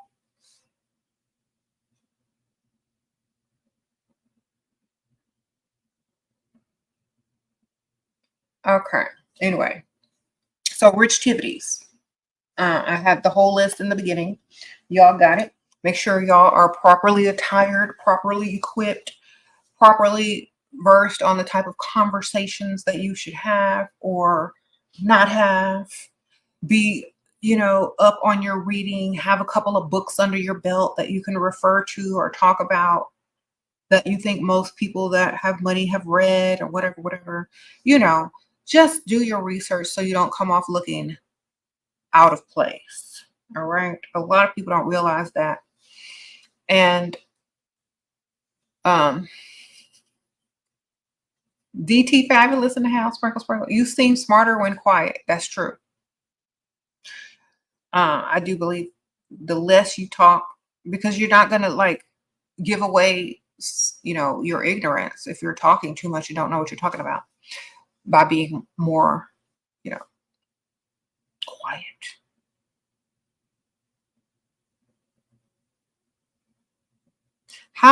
Can you explain how to make yourself exclusive to someone who hasn't made it known that they want to be committed to you, even if y'all have been talking and having a great time?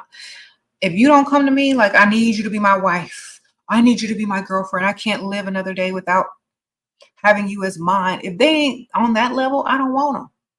Period. That means they don't want you, man. Sprinkle, sprinkle. If you're not on that level, then I'm still on the market. Okay? If you're not begging and pleading, it's not good for me. It's not good enough for me. I need you to say it and mean it and beg. That's what I need. Okay? I'm not trying to read between the lines and hope and guess and wish. You need to vocalize that you can't live without me. And you got to prove it by being a provider. So I'm not with that hoping someone wants to commit to me. We've been dating. That's to pass the time, man. A lot of women don't realize you're a time passer. You're another person sitting in an empty chair across so they can eat at nice restaurants and not look lonely. Some women are just dates. They're not girlfriends. If y'all have been having a good time, if he hasn't asked you to be his woman, he's holding out for better. He's holding out for someone else. He's also waiting to see what you're going to do and what type of woman you are. If you're going to continue dating him with no commitment, what type of woman you are. If you're not dating other people at the same time, because he probably is, if he's not trying to commit with you, then honestly, I'm not even worried about it. No commitment from some man that is not able to live without me. I'm sorry. Not worried at all. So this is why you date other people. You date more than one. And you don't worry about a commitment until they're sitting there on their knees begging. Then you start thinking about a commitment. When they want one from you and they've proven that they are able to provide. Otherwise, I'm not trying to be nobody's girlfriend unless they're a provider and can't live without me. I'll be your dinner date. You will be under free food under my phone all day, every day. But I'm not getting ready to commit to you because you bought me some food. Sprinkle, sprinkle. See, back in the old days, people would go out on 3 dates or maybe 4 or 5 dates and be like, you're the only one I want to see, and I like you a lot, and will you be my girlfriend and stuff like that, right? That's how it used to be in the old days. But now people are holding out for better and more, which they should, because you shouldn't just settle down for something that's just familiar. You should see what else is out there and see how better you could do, because that's what they're doing. That's what the guys are doing. And if they don't see, if you're not the one that they just have to have and hold on to and don't want no other man to have, you're not the one. And sometimes it's a harsh reality, but that's just how it is. You're not the one, you're just someone. Oh, Miss Potato Head, what do you think about meeting men on high-end bars, clubs, how to stand out in larger crowds with lots of beautiful women? Sprinkle, sprinkle. This is a good time to be in the valet. Like, everybody in the club is loud. There's a bunch of women. Either show up early instead at the bar when there's not a lot of people there, or get in the line for valet after everybody's gone. That's how you stand out. You don't want to compete with a bunch of women in there. What you want to do is stand out at the right time. Okay, so when I was younger and I used to go out, I used to get there to the club or to the bar early before all the other women got there, or before a lot of the women got there. I would stand out because I was there, right? And there was not a lot of people there. Or after, I would be in the valet waiting for my car. Either you leave early or you don't really want to close the club down. So valet line, there's less people outside. So use those times instead of trying to go when everyone else is there, or go on a less busy night when there's less people. Okay.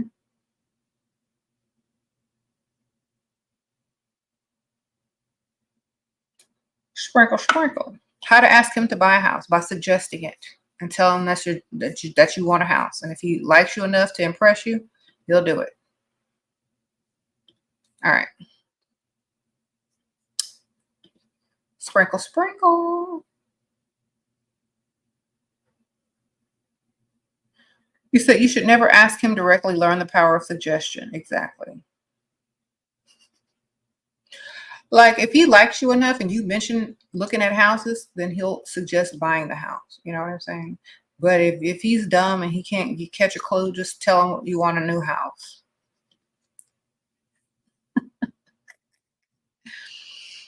All right. You said, what if you live in a poor country where aren't there any places to go? Okay. And I don't know where you live, but there's usually places where travelers and, tourists go and spend money. You need to go wherever the tourists are, if you can.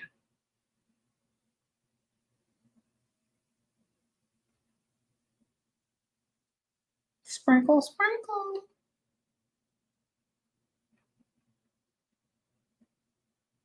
What would you, what to say to a man you just started dating, seeing who you caught him with another girl? How to make him pay for what he did? He have only been on one date. Okay, first of all, that man ain't your boyfriend. He's gonna be dating other women. You should be dating other men. Sprinkle, sprinkle. You should just say, oh, hi, it's nice to run into you. How are you? You should have treated it like it was no big deal. This is the difference between people who are used to dating dusties and people who are used to dating men with money. Men with money are going to have options. You're not the only one. They're going to be dating other people. Like I tell y'all need to be dating other people just as well. Y'all been on one date. He is not your man. He is not yours. Okay? Don't act like he's yours. He's not. You went on one date with one dude. You cannot claim him. If he wants to date you again, it's embarrassing to run into other people, but he has no commitment to you. There's nothing that he has to do unless you don't want to date him anymore and he needs to persuade you to date him again. Then you can mention a place that you would really like to go that's super expensive, or something that you really like as well, as an apology. But don't tell him it's for an apology. It's like, oh, I really like this new restaurant. I haven't been there yet. It's so expensive. And also, he'll be like, well, what are you doing? I'm like, oh, I'm just looking online at this really pretty dress. It's also very expensive. And oh my gosh, yes. I just ran out of my favorite perfume as well. So now he could say, well, what's your favorite perfume? And what's this place that you want to go? So either he's going to take you to the place you want to go and show up with a nice bottle of new perfume for you. You don't get mad and, be upset because you ran into him with another girl. He's supposed to be dating other people just like you are. Okay?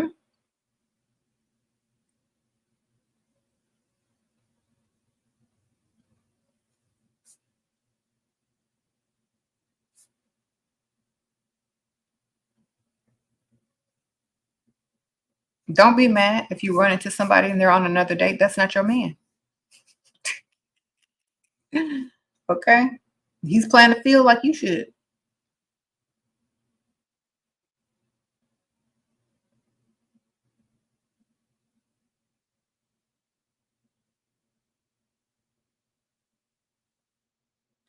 Is it wrong to do rich activities with your daughter? I'm not looking for a man, but just have hobbies.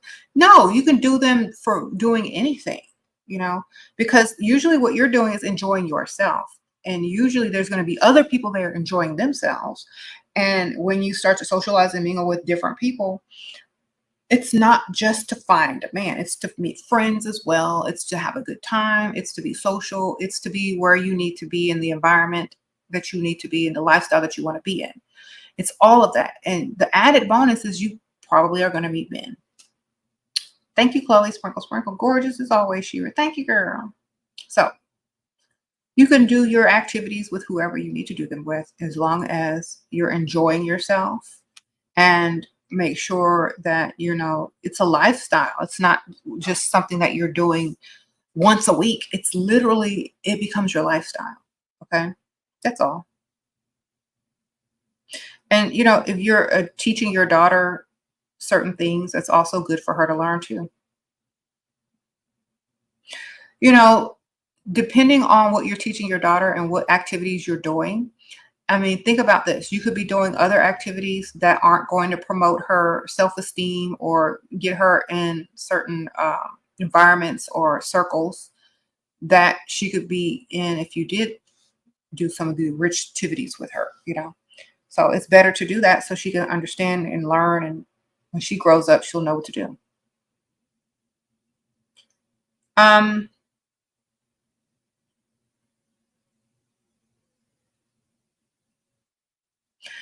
and yeah, you got to think about this as a lifestyle change, a lifestyle level up. It doesn't have to be overnight. Just start small. You know what I'm saying? Just start small. And this doesn't have to be done within a month or even a year. It may take a long time. Just head in that direction. Start doing things that are more, productive or fun or around different types of people or around wealthier people, whatever. Just go in that direction. And when you get to where you want to go, that's where you'll be. Okay, sprinkle, sprinkle. All right. How to get him to buy stuff for me if he's busy a lot? By texting him what you want, sending him links. Uh, that's what, that's how you get him to buy stuff. Did I play sports when I was younger? I was in Taekwondo, martial arts. Um, what else did I do? I was in piano lessons. Um, that was the only kind of thing I kind of did. I didn't really do Taekwondo for a long time, but I was not in any type of team sport, if that's what you're asking. I played golf a little bit when I was in junior high, a little bit. Um,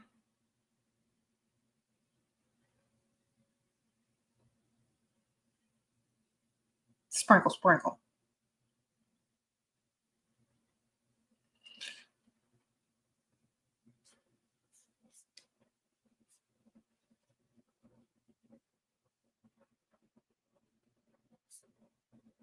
Hmm. Y'all are asking the same questions over and over, so I'm gonna skip some of these. Thank you, Chloe, for your sprinkle. Thank y'all, everybody who's donating. I appreciate you. I'm gonna make sure. Okay, hold on. Make sure no one sent me the Cash App because my ringer go. Okay. Right. Thank y'all.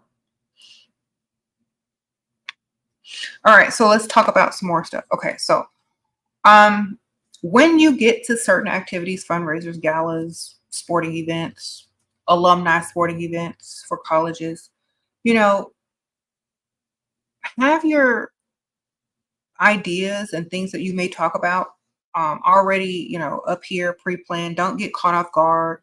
Always have something to say that is relevant, and don't overdo it with talking and giving too much details. Well, thank you, Lisa. You guy you've been dating for 2 months says he wants to play house with me for a day. We are not official yet, and I really need some tires on my car. What should I tell him? Said, well, only if you play husband for a day and get me some new tires on my car. Sprinkle, sprinkle. That's easy. That's really easy. He gave you the whole line. I want to play house with you for one day. Okay, well, you need to play husband first and get these tires on my car because I'm not going to be able to concentrate if my tires are bad. And the whole day I'm going to be nagging you about these tires that I need to be replaced on my car if we playing house. Because that's the real house. Real house. That's how it works. Babe, I need some tires on my car. Well, I'll get around to it. Let's go do something. No, I don't want to go do nothing until my car is fixed because I can't think about nothing else. Oh, well, we'll do that next week. No, we're not doing it next week. I need it done now. You gonna do it or not? That's real house. Okay. If you trying to play house, tell him to get them tires done first. Sprinkle, sprinkle. All right. Then say you got a headache. And ask him how he enjoyed playing house. All right.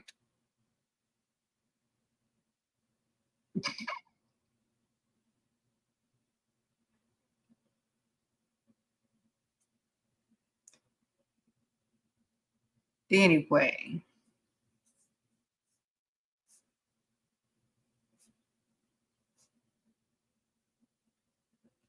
And plus, I think that's like, honestly, I don't know how I would want to respond to someone who asked me to play house. Where my playhouse ring then? Can't play house without no ring. Okay, that involves jewelry, your tires, and whatever else you ask for.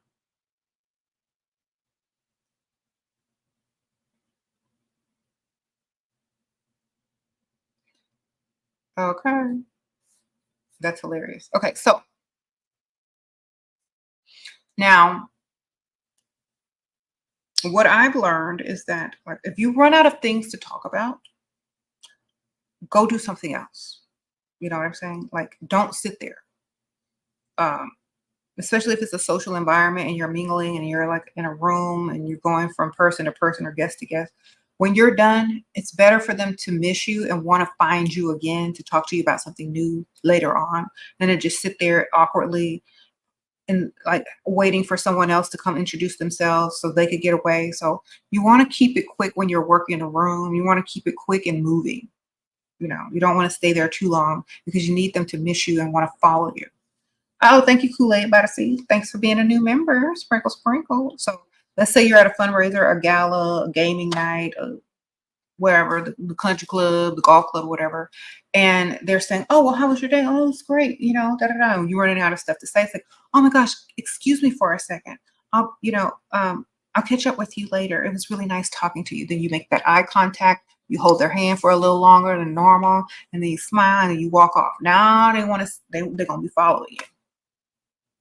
Okay. So you always end it before they're ready.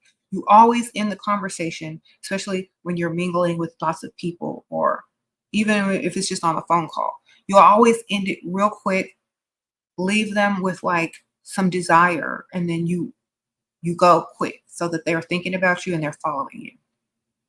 Oh, Nat, Shira, how old was your husband when you met him? Well, he lied about his age by 10 years. So I thought he was 30, 35 or 36. He was like 47 or 46. So, girl, he lied. I really was like, okay. Most men like that are older, trying to date a younger woman, they're always going to lie about their age. Oh, Shakira, thank you, Sprinkle Sprinkle, for being a member. Appreciate you. The funny thing is, it wouldn't have mattered to me. I still would have talked to him if he was the age that he really was, if he hadn't lied. I would have talked to him if he was 47, because he was 47. I'm 46. I would have talked to him anyway, because I only like older men. He didn't have to lie.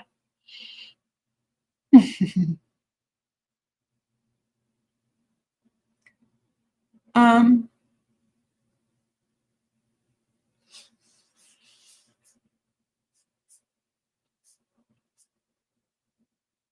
Sprinkle, sprinkle.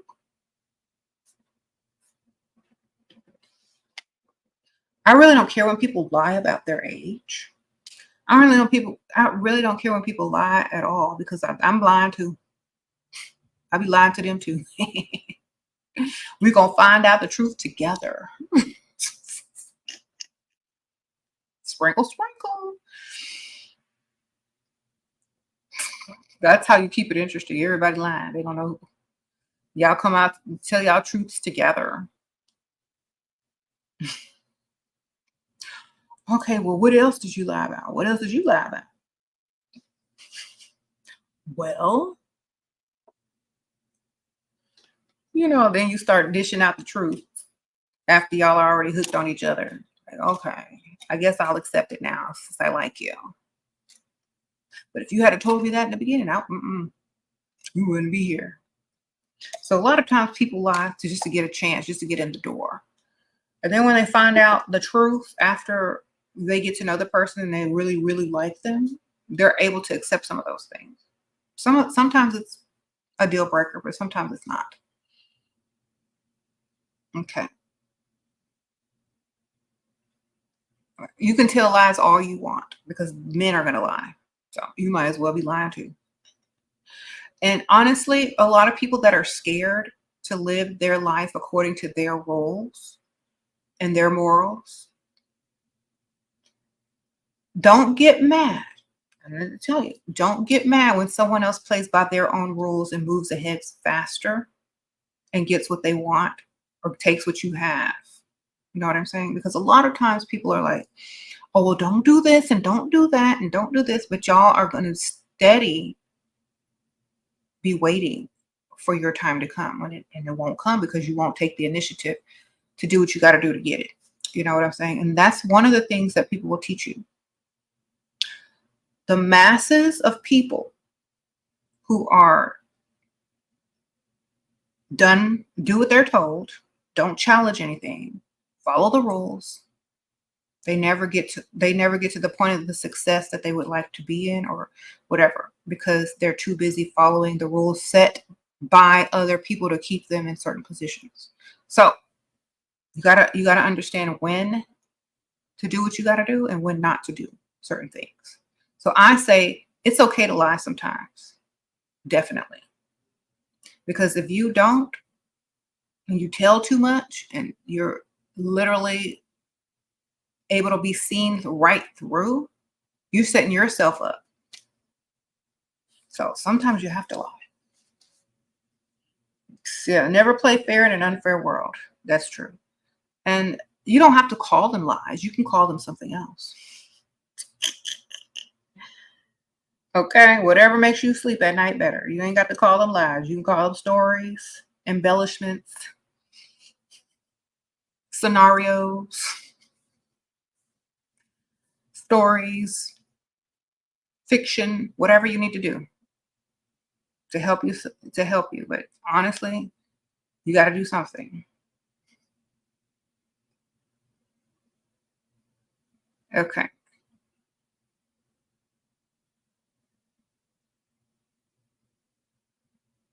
And a lot of times those rules are put in place to keep you from doing what you got to do to succeed. I don't listen to that. I know when it's time to lie, and I know when it's time to tell the truth. Okay. I know when it's time to lie, and I know when it's time to tell the truth. So you said not dangerous lies like venereal disease. No, honestly, like I said, that's what them tests at the pharmacy are for. So you don't have to take somebody's word for it, man. You can go to the pharmacy, pick up a little test, and have them prove the truth instead of taking it at face value. Sprinkle, sprinkle.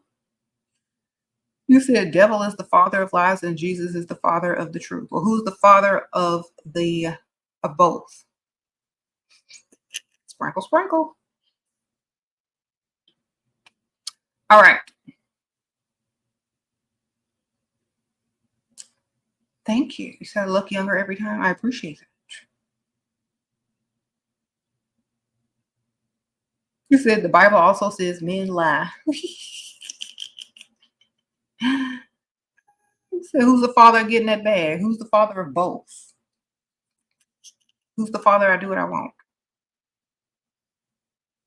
Who's the alpha and the omega? Okay. Y'all be thinking too small. Uh-oh, Anita, sprinkle, sprinkle.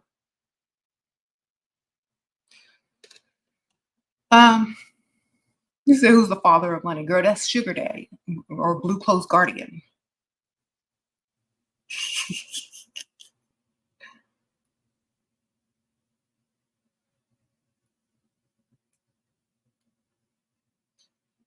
Um,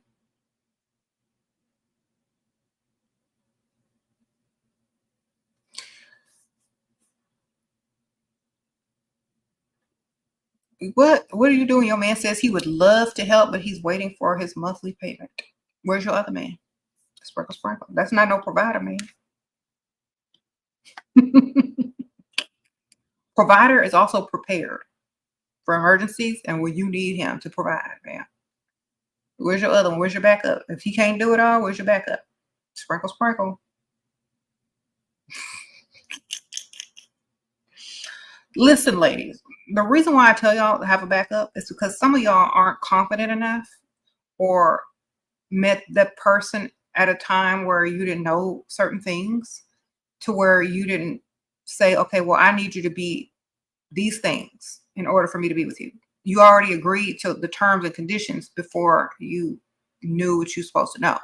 So that's why I said just go get another one if you don't want to leave that one. Have two. If he can't do it, the other one will. Okay? Backups are necessary. They are like,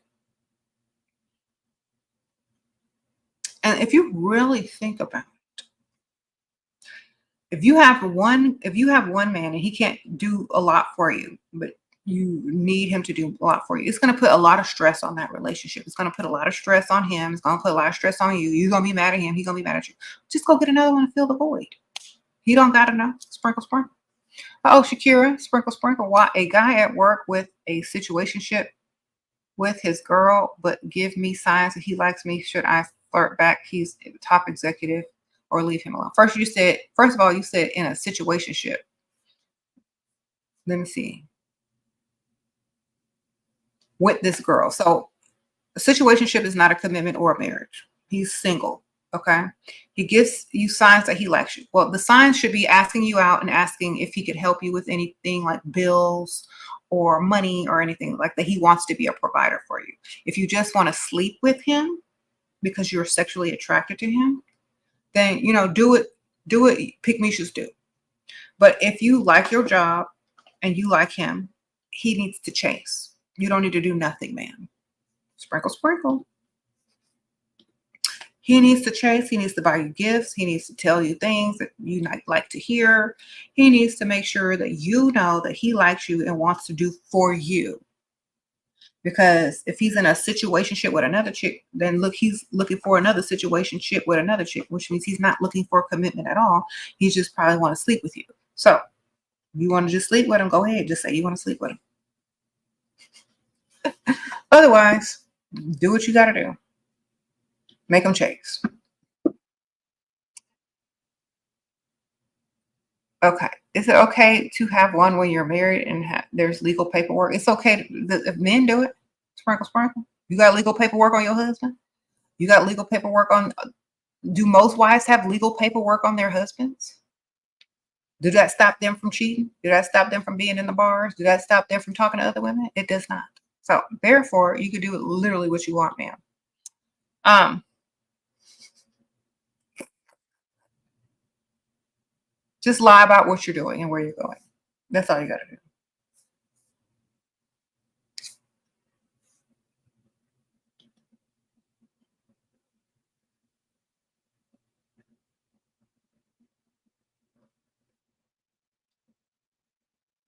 Why do I keep falling into pick-me ways? Because you're not creating your own ways. Create the ways that are beneficial for you. If it's not beneficial for you, don't do it. That's how you stay out of pick-me ways. If you're not benefiting, you're not doing it. If it's not putting no money in your pocket, you ain't doing it. If it's not bringing you what you want, you're not doing it.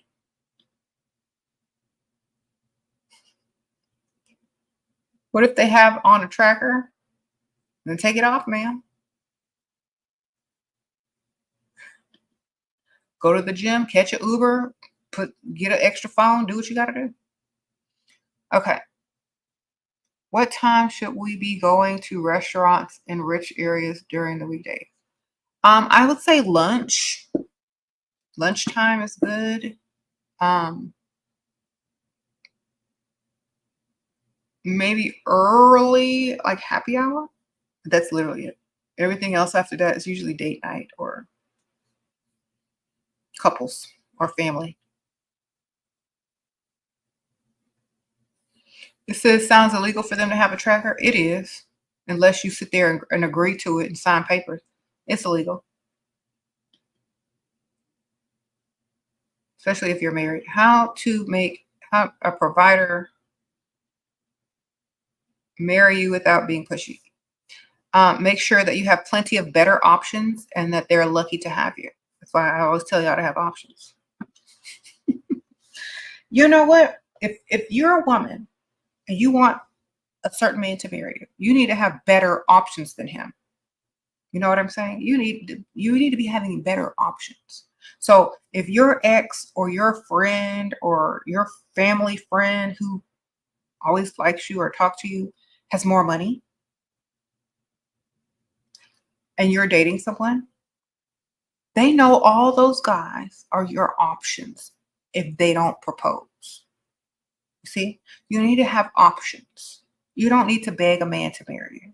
You need to let them know who this person is without saying I'm dating them, or you don't even have to be dating. They can be pretend options. He just needs to know that you got him, and that if he don't ask you, somebody better will. Somebody with more will. So you always aim high. You aim super high, and somebody gonna propose. Okay, that's why you need to have more than one. You aim high. You date more than one. If you're all in a serious relationship, you let it be known that there's other men waiting in the woodworks for you to dump him, and they gonna step right up. You don't need to tell them that, but it needs to be understood that that's what's happening. So you always need to treat yourself like a priority, and that man will want to propose to you without you being pushy at all. You need to stay having activities, going out with your friends, going on vacations with your family away from him. You need to stay busy as if you don't need him as far as being your husband. He needs to need you. He needs to see that you have options out there and you could do way better than him if you chose to. That's what gets a man to ask you to marry him. But he knows you can do better. All right. When he knows you have options, when he knows you're the prize. Okay. Stay the prize throughout the entire relationship. You'll never have to worry about trying to figure out how to get somebody to propose. You just go do what you like to do, have fun. Stop being all up under him all the time. Okay.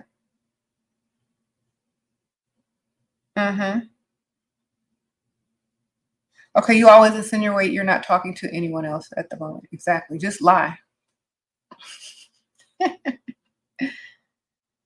You're emotional when it comes to men and you can't stick to the game because you're hoping that they'll be returning those emotions when they don't. If that man is not being more emotional and giving and loving and caring towards you times 10, you don't show any emotion for him unless it's fake. Okay, so a man is supposed to feel those emotions about you, not you about them. They have to earn your emotion, ma'am. Stop giving them away for free. Otherwise, they're not worth a dime. Thank you, RG. Sprinkle, sprinkle. What game is he playing if he told me on the second date that he's been cheated on several times?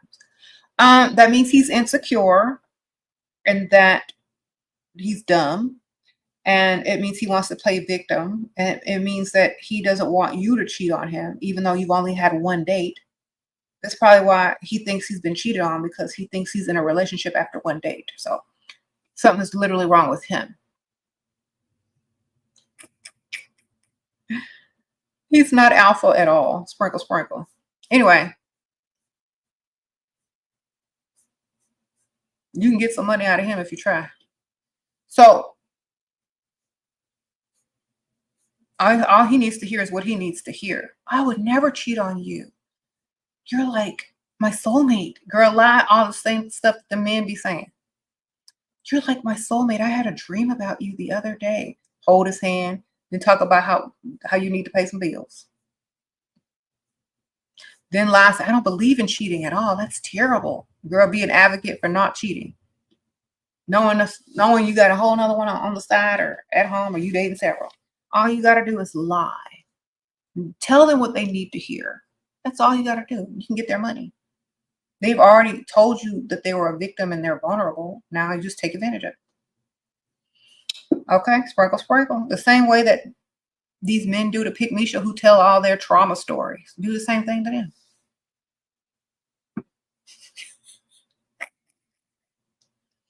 Okay?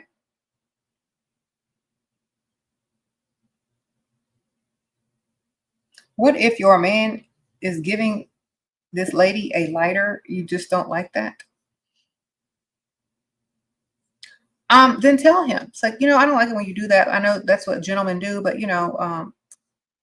don't carry no lighter. Sprinkle, sprinkle. You carry the lighter, man. Put it in your purse. Problem solved.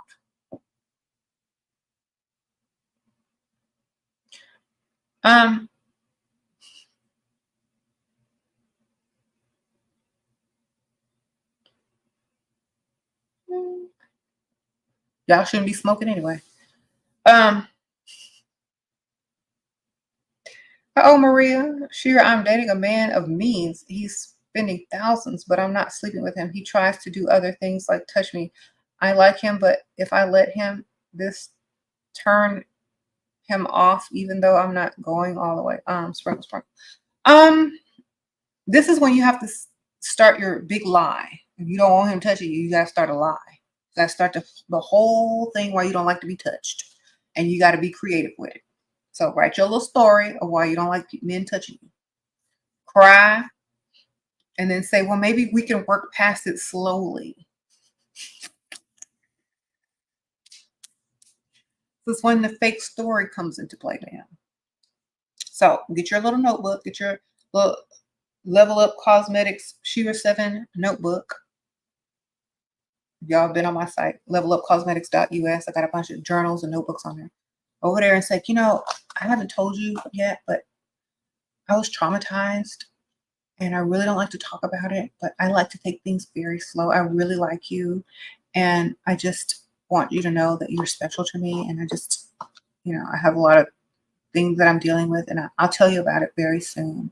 Hold his hand, look up in the eye, tell your lie. It's like, but can we just keep it like, holding hands and da da da da. And then tell them like, what, but I'm really want to move past this, and I chose you because I trust you, and I know that you'll be gentle and understanding, and you'll be patient with me. So lie, lie, lie. Look him in his eye, hold his hand, shed a little tear, and you good for a whole another 3 months. All right. All right. Sprinkle, sprinkle.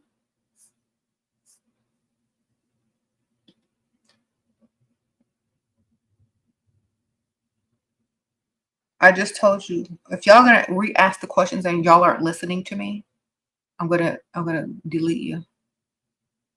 What if he gonna use that fake trauma against us in the future? He's not gonna use it because it won't work because it's not real. So if he tried to use it, you're just gonna be like, oh, well, then you're gonna get your acting skills together and you're gonna use it against him for using it against you. You won't even be emotionally wounded because it's all a lie. You see? That's why you got to lie sometimes, because people will try to use your trauma against you and hurt you when it's just a tool in your toolbox that you use to get what you want. So if they turn around and try to use it against you, then you know the type of person that they really are. So you could act like it hurt you. You can buy you some time to go get you a second one on the side, third one on the side, while you give him the silent treatment for hurting your feelings that aren't even real. And then you can go do what you want. Then he'll come back with flowers and gifts to make up for what he did, hurting your fake feelings that don't really exist because of the lie you told that was a lie and he thought it was truth. You'll have a lot to play with, ma'am. Okay? You'll have a lot to play with around there with no emotional attachment. Okay?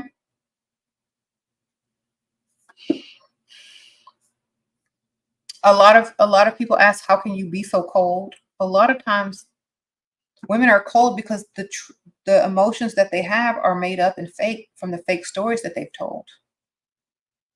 And so when people try to use it against them, it doesn't work and they're not affected by it. And so they just seem cold. They're just literally unbothered because they never experienced those things in the first place. And now they're just responding.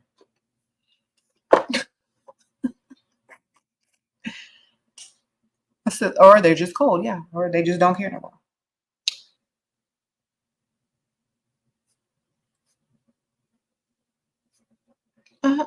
Where can I find rich white men in ATL? Girl, I don't know. Sprinkle, sprinkle. I ain't never been to no ATL.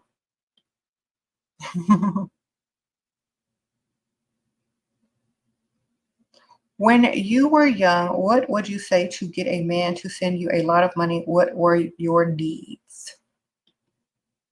The money was my need. Gas, car note, clothes.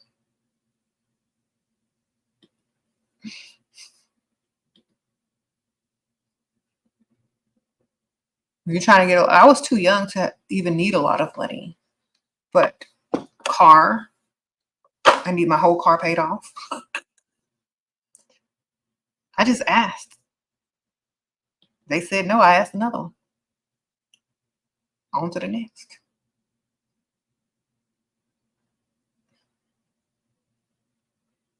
Ask this one for that. Ask the other one for this. What if you're both breadwinners, like both work in our career? Well, then you keep your money and spend his, man. All right.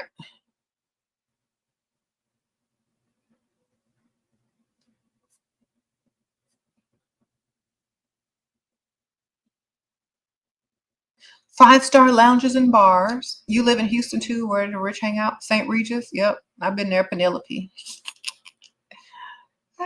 Lots of old rich men. They be getting drunk too. So sprinkle, sprinkle.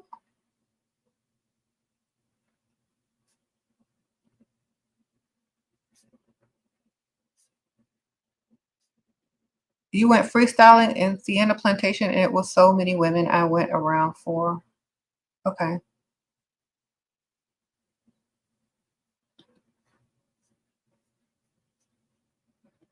I used to live over there. I moved. think maybe you should go somewhere else. That's like the suburbs. Okay. Try River Oaks. Try Uptown Park. Try Memorial area.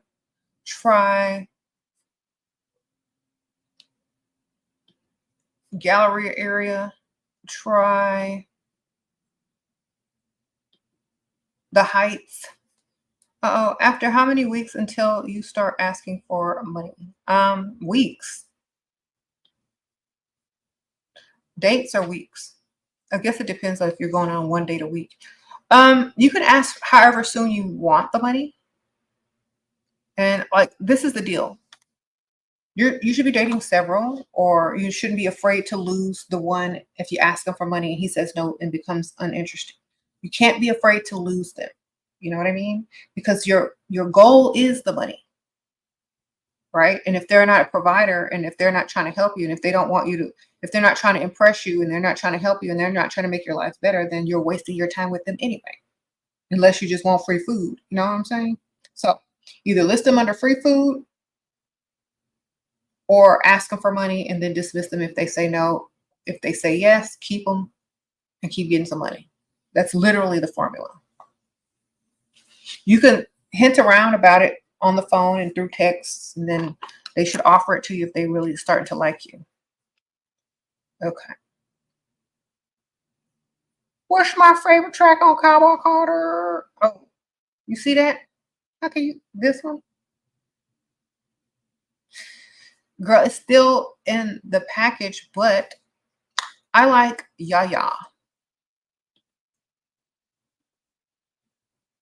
Mm-hmm.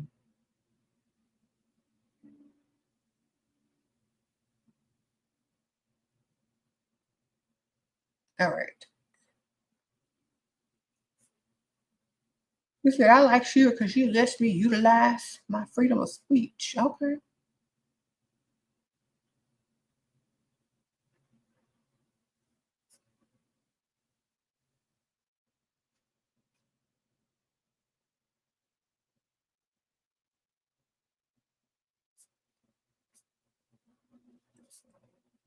What if I ask at dinner and he says no, should I leave the date? No. Finish eating, order another glass of wine or two, and go home. Sprinkle, sprinkle.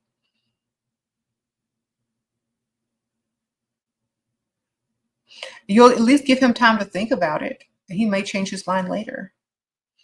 When he knows that you're not finna call him no more. The only way he can get you back is to give you what you want. Oh, Miss Rocky, sprinkle, sprinkle. Need to find someone that will help me get an apartment. Okay, good. Get somebody older, man, with good credit. Sprinkle, sprinkle. So you also got to learn who to deal with. Like if your only goal is to get an apartment and not a man, then you need to focus on who is able to get you into an apartment faster. So you need to go find guys that work at luxury apartment complexes, that are in real estate, that are this, that, and that, you know, if you're not trying to, do too much, if you're just trying to get the apartment. If you're just trying to get a man to help you get an apartment all at the same time, then you gotta, be more selective. How do I stay young in the face? I eat. Sprinkle, sprinkle. Um, I've always had a baby face. I've always had chubby cheeks. So that's what that is. It's my genes, it's my DNA. Okay.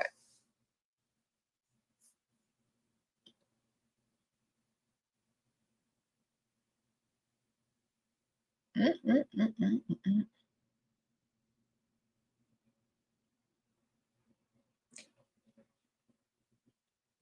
All right. Yeah. How long do it take me to do my natural hair? I just wash it and put some stuff in it and be done. It don't take long at all. If I wear it straight, it takes longer.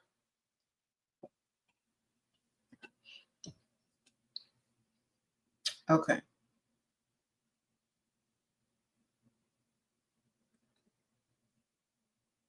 What time to freestyle in the morning and what places? Okay.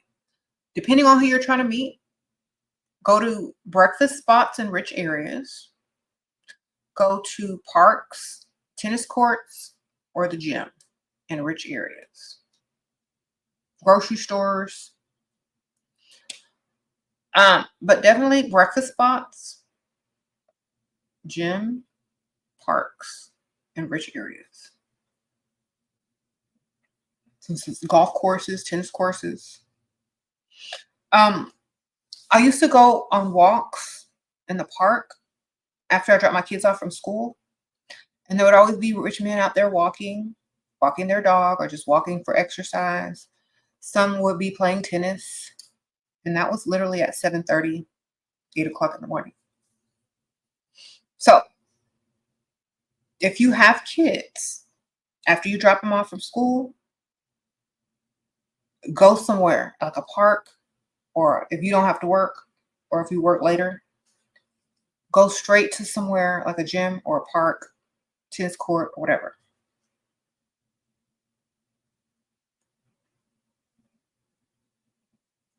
Or, a little breakfast spot. Got to get up early. That's because they're up early. They're up early, getting their walk on, doing their little power walk. Lobbies of hotels, of rich hotels, only if there's a convention in town.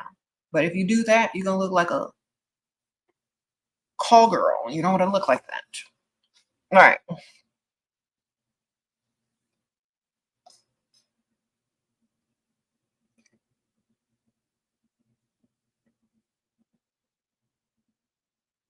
How to properly accept if someone offers to buy you a drink. Say thank you and then order the drink. Why, thank you so much. I'll have a such and such. It's very nice of you.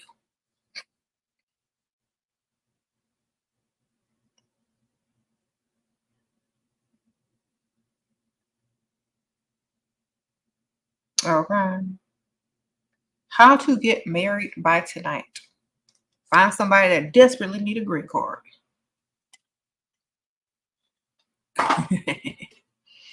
Okay.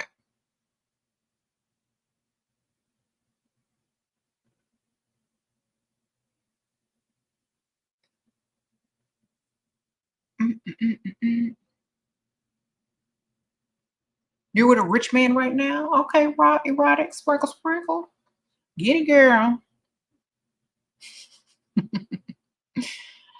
You said never share your trauma unless it's fake trauma and you're going to use it later against them. But when they try to use it against you. Y'all want to hear something funny? I still have fake lies and traumas that James still be trying to bring up. And I just be laughing. Like, it was a lie, right? Stop trying to bring it up. It was a lie. It did not exist. It was a trick. Even after you tell them, they still be trying to use it. Like, do you need me to write this down for you? This was fake. They think it's real. That's how good I was. Okay. So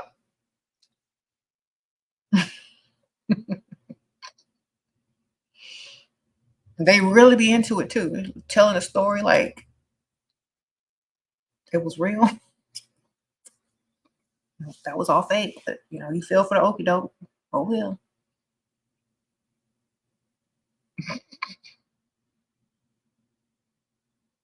Sprinkle, sprinkle. And then like the look on their face when you tell them and they finally start to listen that it was fake, they're like,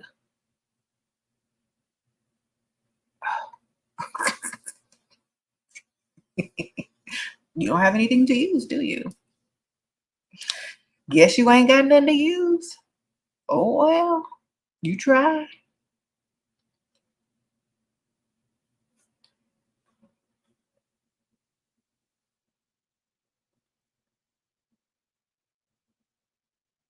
Hmm.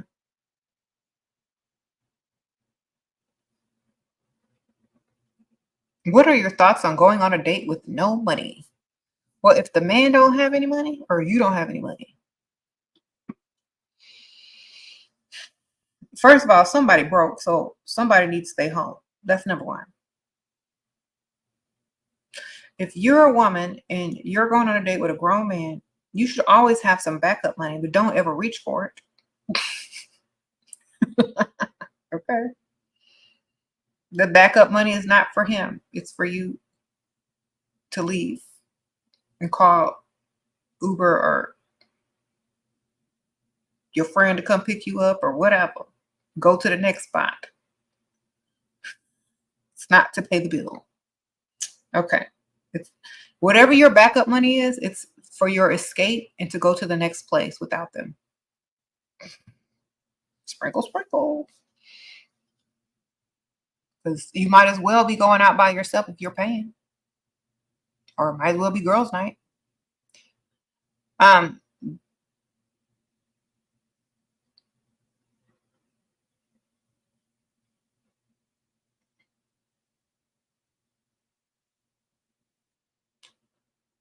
So you don't tell other men that other men spoil you. You just say, I've only dated providers. I've always, like, if they're asking about your past or anything, well, I've only dated men that have been, providers. And, they always, you use your past, not your present. That way they don't think you're currently dating someone, but they still have to reach them standards of what you're used to. Oh, thank you, Alex. Grace, sprinkle, sprinkle. Hi, Shira. Can I still get a provider if I have dyed my hair and nose and lip piercings? I'm 18. Girl, take all that stuff out. Sprinkle, sprinkle. You're only 18. You're supposed to be having fun. But that's why I tell people don't get all that permanent stuff, because a lot of times, depending on what type of man you're trying to meet, it may impede them from approaching you as easily. But if you're in an environment where the men also have those things and they don't mind them, I feel like you might get approached. But depending on what type of man you're trying to attract, you know what I'm saying? Because can't you take them things off and cover the tattoos up when you're trying to attract different types of men? And then you can put it back in when you're trying to attract the other type of man, or you're just having fun. So you can remove it and cover it up, you're still good. But honestly, I always used to think ahead, like, I'm gonna need to attract this type of man, that type of man. And why am I doing this to myself anyway? Am I trying to prove a point? Do I want to stand out that much? I can stand out by just looking good. You know what I'm saying? So I always say, because I'm older, and I always say, if you're gonna stand out, let your beauty talk. Don't be putting all that stuff on your body. Stand out in better ways. All right.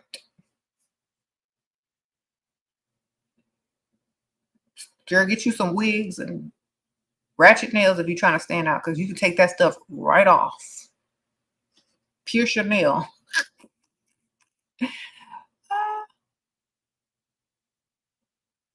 How do you make him fear losing you? By being able to get a better man than him. You know what I'm saying? By looking too good for him. By having everyone wonder why you're with him. Uh-oh, Ducana, sprinkle, sprinkle. Thank you, girl.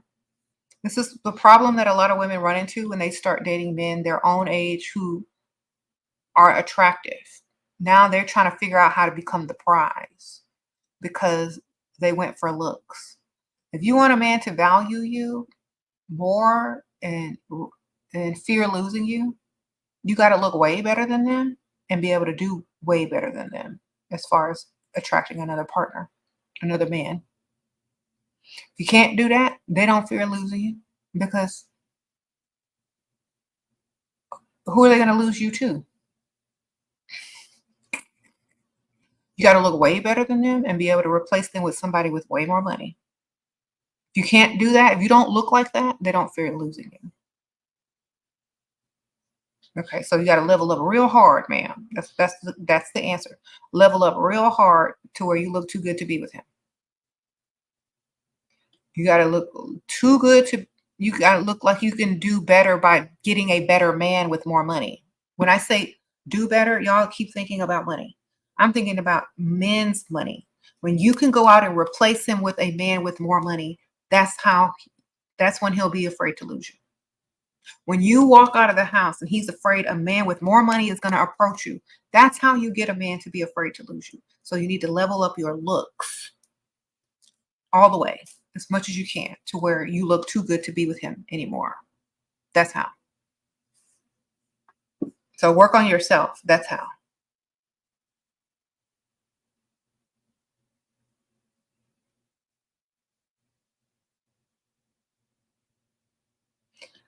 How does he realize that I'm already better looking? He needs to realize that because you're not always with him. He needs to realize that in your absence. He needs to realize that when you're out with your friends, when you're not answering your phone, when you're not texting him all the time. He needs to know that when you are out and he doesn't know where you are. He needs to know that when you're not with him.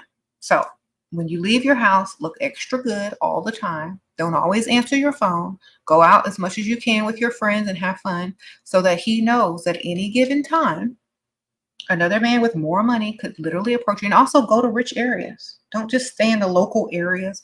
Go to nice things. Dress up. Put on a nice dress when you leave without him. Make it known that if some man were to approach me when you're not in my presence, they're probably going to have more money than you.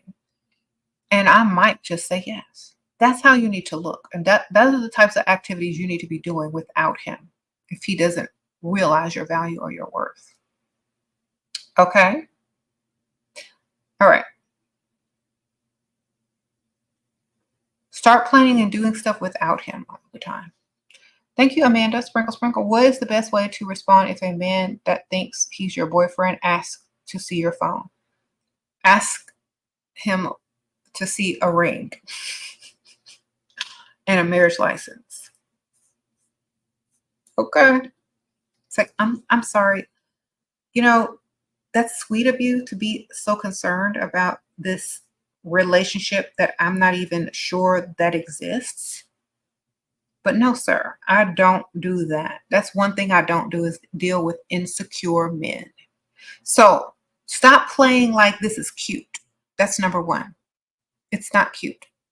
In fact, it's insecure. If a man asks to see your phone, he's insecure, and you won't even claim that, because your man is going to be secure within himself. And if he needs to look at his woman's phone, he is not secure. And if he's not paying for that phone, if he's not paying for that car, if he's not paying for that house, them bills, if there's no ring on your finger, that man can't touch your phone, man. And he shouldn't be able to touch it even if all that stuff was in place. That's your private property. Don't act like it's cute.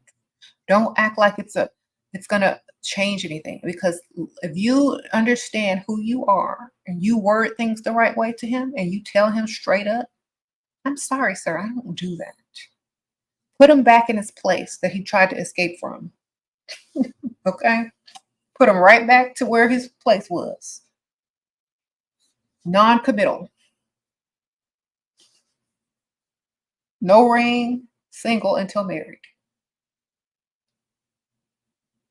You said only cheaters like to check their phone. You're not touching my phone. Sorry. I don't know who your last girlfriend Pygmisha was, but you got the wrong one. Okay. You could touch my fake phone, my decoy. You could look that one all you want. Have a decoy, ma'am. Sprinkle, sprinkle. Or put him back in his place. You keep me on point. I got so many gifts already this month. Perfume and designer bag and financial gifts. Oh, Goddess Laurel. Thank you, girl. Sprinkle, sprinkle. I see you've been a member for 12 months. Congratulations. It's been a year. Well, I'm glad you're getting your gifts and your bags. Your money, girl. Keep getting it. Yeah, the advice can't work on young men because young men don't have money. Sprinkle, sprinkle. And young men aren't trying to commit either. And young men don't feel like, they want a woman because they think they can get all women. So yeah, it doesn't work on young dusties. You got to get a man with money, an older man. And who wouldn't want an older man with money? Young men just go from chick to chick and complain. Get you an older man with some money and get the lifestyle that you deserve. You know, that's why I make the video Richtivities. You know, get you a little older man who can afford a little boat, a little yacht, you know, got access to the private jet, you know, got some millions, got property in other countries. That's what we're aiming for. Now, if you can't get that type of man, at least get one that can pay your bills, pay your car, you know, allow you not to work, give you some money to go shopping. You know, you don't have to get a billionaire or a millionaire. Get someone who is providing what you want and need, you know, because not all women want the same things. You know what I'm saying? So make sure what you're dealing with is what you want, lifestyle wise. But see, men forget that they're providers. A lot of young men forget that they're supposed to grow up to be providers. So they don't think like the providers yet. So they're operating out of a whole different mentality than the women are. So we're not even on the same page. That's why we don't care about, you know, dating a young guy. We don't really care. And a lot of the funny thing is, a lot of the times these young guys think that they're the prize when they're not even on the radar or the target. Oh, Slim Jim. Found out provider is married today. Wife called. Is there a way to leverage the situation? Yes. Where do you want to go on vacation? How much money left do you have on your car note, ma'am? What type of ring or jewelry or necklace or earrings do you want? You know, find something major. That's all you need. If that man wants to keep you in his life as his mistress, he's got to pay. So whatever you want, you better make a list and see what he could do. You got to act distraught though first. You got to be like sad, upset, and then come up with your strategic plan to get what you want by telling him the only way I'm gonna stay with you is if you do A, B, C, and D. Okay? And he'll do it because he's gonna have to start over with somebody else or go back home to his wife that he's trying to escape from. Sprinkle, sprinkle. Do you think religious guys are any better? No, I think they're probably worse. What about crazy wives? They don't really. I don't think a lot of wives care.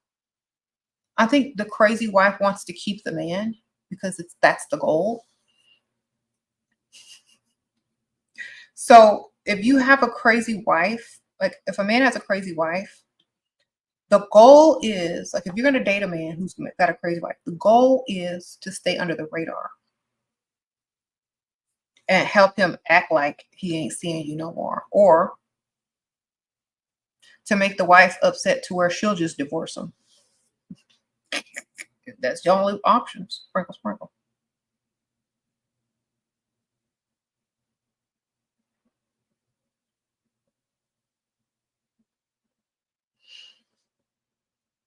And some wives will just be petty and not divorce him just so you can't have them. Girl, I don't know.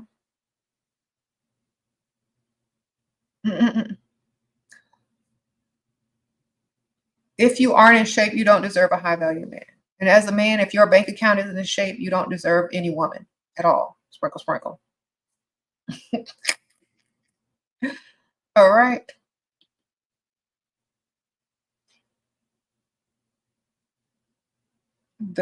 Get the ugly man. Exactly. The ugly man don't care if you in shape. They'll spend. Sprinkle, sprinkle. She looked at me. Oh, she touched me. Oh, she held my hand in public. She's seen out with me in public. She's not a supermodel, but dang, at least she looked better than me. I know that's right. Not pay these bills. See, a lot of these men want you to think that you're not valuable if you're not in a perfect shape, but their bank account look like who did it and why. Talking about I gotta wait till my paycheck. Your bank account is not in shape to be making any type of demand, sir. Not in shape at all. Okay.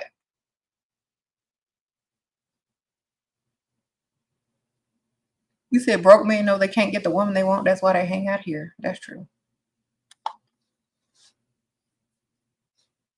And it always the young broke man that's talking about get in shape. For who? A young broke man? Because let me tell you, a young broke man won't date someone that have a little beat on their bones, but an old rich millionaire will. Can I say it again? Sprinkle, sprinkle. A young broke man won't date a woman unless she's in perfect shape, but an older millionaire definitely will. So do what you got to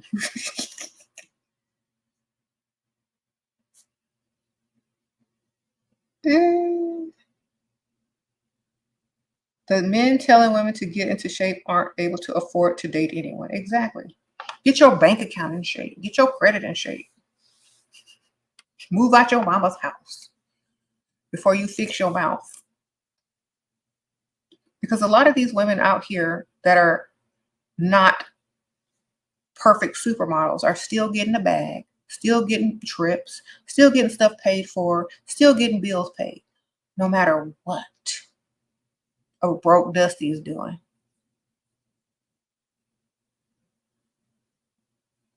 You said the rich guy can afford to help her get in shape. Yeah, a lot of these women always ask me, how do I get him to pay for whatever membership, personal trainer, plastic surgery? Girl, them rich men will pay for you to look good. A man with a lot of money will pay. Okay, that's right. BBL Drizzy.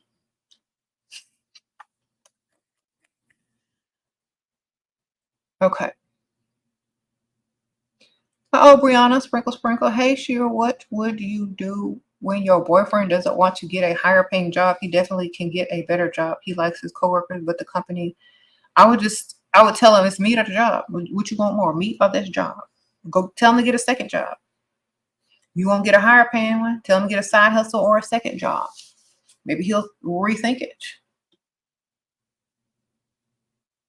Say, okay, if you don't want to get a higher paying job, get a second job.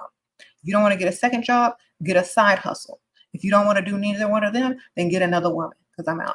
Sprinkle, sprinkle. Or I'll just get another man. Whichever one you need to do, that's what you got to do.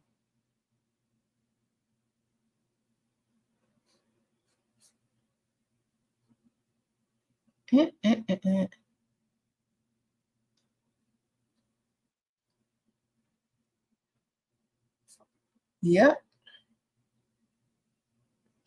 Where do you recommend meeting rich men as a trans woman, since meeting in person puts me at risk if they don't? Is there an area of town where men know the gay side of town, I guess? You can hang out on the gay side of town. Sprinkle, sprinkle. Oh, Deja, this rat, sprinkle, sprinkle. There are, I don't know where you live, but like in Houston, there are like gay luxury places, clubs, bars, restaurants where a lot of gay people hang out. You need to find where that is in your city, man. Now, because a lot of men go there to look for trans women. Might as well. Just say, so you don't care about our future then. Oh, y'all talk to each other. My provider boyfriend told me he bit off more than he could chew. I'm leaving him. Good for you, man. Sprinkle, sprinkle. Where's your backup? um,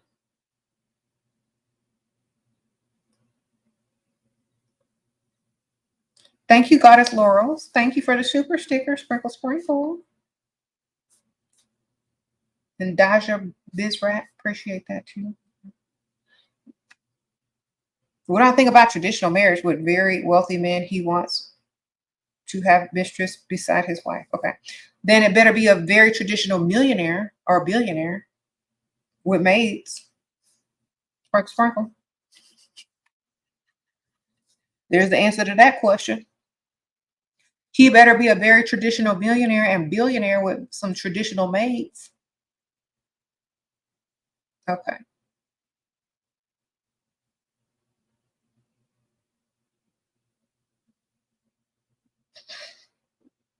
Because I'm not putting up with that. With no regular dude or no regular, no.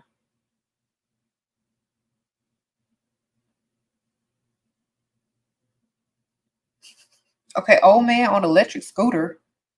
What was chasing you and your daughter around the grocery store? All of his coupons shooting his shot. Girl, his meds must have kicked in. Sprinkle, sprinkle. Or he just got his social security, girl. I don't know. Sprinkle, sprinkle. You said, should you golf or something more feminine? It just depends on what you like to do. I got me some pickleball paddles, rackets, whatever you call them. I started playing pickleball. It's fun. It's feminine because you get to wear the little cute skirts and the little cute socks and look cute. You know, I got a little tennis skirt, little cute shirt, little socks to match, a little New Balance shoes on. You get to go shop and look cute. Golf is fun too. You get to ride in a little golf. You gotta buy golf clubs though. So I suggest if you're not like if you don't get golf lessons and you don't really know how to golf, you know, golf clubs can be a little bit on the pricey side. This depends on what kind you buy. So if you want to try something without a total commitment to it, do something cheaper. And if you like golf, definitely continue because that's where you're going to meet a lot of the rich guys on the golf course, in the country club, at the golf club, the driving range, or do both. Like, I'm going to take both. I'm going to go take pickleball lessons and golf lessons. Only because I want to. And it's fun. And I don't have nothing else better to do. Okay.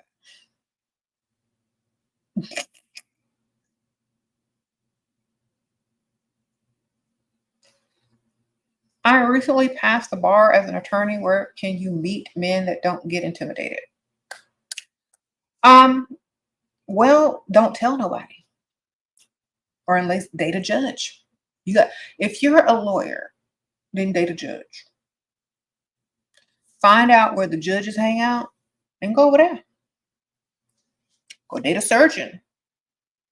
You got to aim high when your career is at a certain point. So you can't date regular guys. You got to aim super high. You could only date men that make way more than money than you're going to make, potentially. So you might not be making no money right now, but your potential to make money, you need to date somebody that has already out-earned you in your potential. Sprinkle, sprinkle. Okay. Go get you a judge, ma'am. Or a surgeon. Or a business owner that's probably going to out-earn you. You just need somebody to make more money than you. Okay. If he's worth 200 million and is married and is a CEO but seems really busy for me, what do I do? Get his money. Spend time with his money, man. Sprinkle, sprinkle. Compensate time for money. Say, you know what? You're so busy. I just miss you. You know, can I go buy something that looks pretty on me so that the next time I see you, I can surprise you? I saw this really nice dress and this necklace and this bracelet that you would love to see me in. So you just lie, get their money, spend time with their money. And when they have time to see you, they can see all the money you spent. Uh-oh, Daja, sprinkle, sprinkle. Shera, can you restart your story time videos? I don't even remember All them stories, girl, sprinkle, sprinkle. I mean, I have to rewatch them to see which ones I've told and which ones that I haven't told yet. 'Cause I might have some new ones. But a lot of the times those stories from my past, and I can't really tell a lot of the stories that I have in my present or my, you know, because of people involved. But definitely,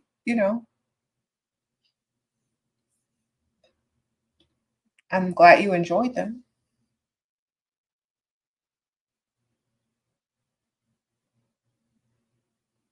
Uh-oh, Shira, I want to meet a guy who owns a plane or is a pilot. Girl, hang out by the private airports. I told you, sprinkle, sprinkle. All right.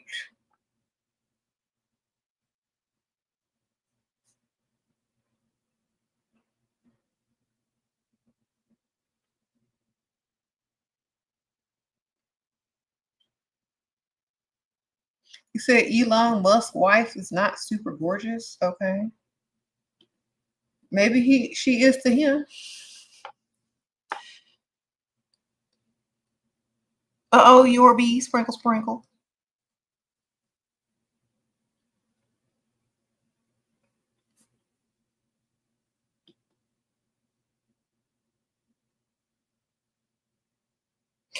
Okay, a lot of y'all are asking me about going out and not being approached. It's all in your sometimes people don't approach you because you look like you're expecting to be approached, or you looking desperate, or you're giving off desperate vibes. So when I say become a regular somewhere and frequent places often because you want to and you're having fun and that's what you want to be doing, and it is a lifestyle change, it doesn't look like you're expecting people to approach you. So that's when they approach you. You know what I'm saying? So for example, if you're going out to a club, if y'all are a bar and you're just sitting there looking like, please someone approach me. Honestly, if you're just going out to have a good time, enjoying your drink, enjoying the atmosphere, you know, chatting to this chick over here because she liked your dress, if you out there looking like you're enjoying the best day of your life, people are going to want to approach you anyway because they like your energy. They like, that you're living your best life, not that you're sitting out here freestyling, hoping someone approaches you. So you have to be living the lifestyle, not looking like you're playing a part in a place you don't feel like you belong. So you really got to do it. You got to just frequent. It's a numbers game. Keep going. The more you go, the more comfortable you'll get, the better your energy will be, the easier it will be for someone to approach. You said most men aren't approaching anymore. They don't want false accusations. Oh, the men are approaching, believe me. Sprinkle, sprinkle, because they be approaching me. They be approaching me, and I'm married. So if they're approaching me, I know they still approaching people out there. It's just that the energy that you're getting, like the energy that I'm putting out is that I don't need to be approached. The energy that I give out is that I'm having the best life ever. The energy that I give out is I don't need you, you need me. You see, the energy that I give out isn't desperation, isn't that I'm looking for something. It's that I've already found everything that I need. And that energy is attracting people because they want to find what they need. So when you are literally content within yourself and you're not looking for anything and you're living your best life and you're enjoying the lifestyle that you want to live, then people will notice that and want to be your friend, want to approach you, and want to talk to you. So you got to stop giving off, I'm looking for something. Instead, give off, I'm here, enjoying. Thank you, Yorby. Sprinkle, sprinkle. Should I follow Rich Man on Instagram? You do whatever you want, man. Sprinkle, sprinkle. Follow whoever you like. It's the lifestyle that you're after. And the way to get to it the fastest is definitely, other people, but definitely live the life you want. Don't live in desperation or lack. Don't live like you're expecting someone to approach you all the time. Live like you're there having fun, and people will want to approach you so that they can get some of that. Oh, why is she having such a good time? I want to talk to her. She looks like an interesting person, you know. So have fun. Have fun in your life. Don't Dating should be fun. Freestyling should be fun. It shouldn't be a mission like you're out to, do something. It should just be, oh, I'm out looking cute and having the best time of my life. And someone just happens to approach. Okay.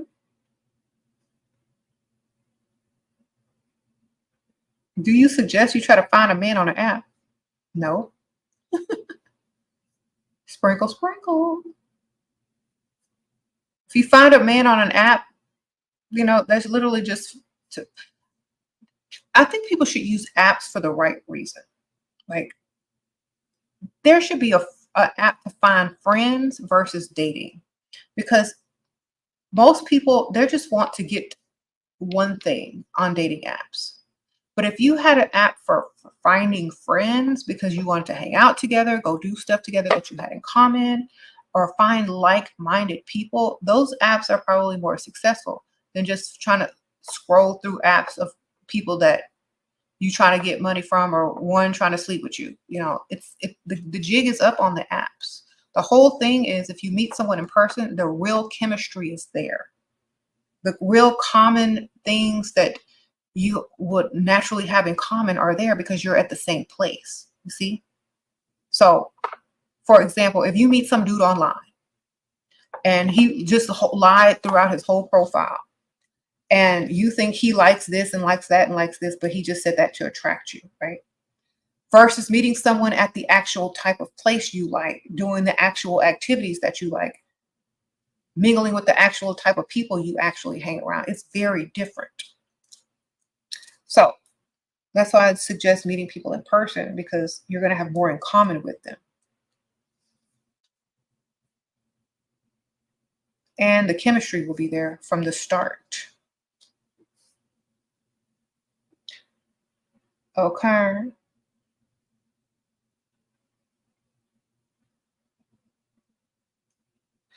Before I was married, I still got men to pay for stuff. Before I was married, I was doing the same stuff that I'm telling y'all to do. I'm trying to help y'all. I've been married for a long time, and I still get him to do stuff. I still get him to pay for everything and give me gifts. Got gift bags right here. I still get it. Why? Because I don't play. So this dude, before I met my husband, was trying to ask me to be his girlfriend. And I told him, I'm not being your girlfriend unless you can pay all my bills. He told me I would never find someone to pay all my bills. And I said, watch. Bye. Found him 2 weeks later. Okay. I don't play. I said what I said. I've been the same person for a long time. Okay. If y'all can't commit to it, because see, the generation that I grew up with, we didn't play online all day. We played in life. We got out there and played for real. We were everywhere. We was always out. We was outside for real. We don't play online. Okay. So if y'all really want to understand how to do this, go outside. Y'all are trying to do everything from a computer and from a phone.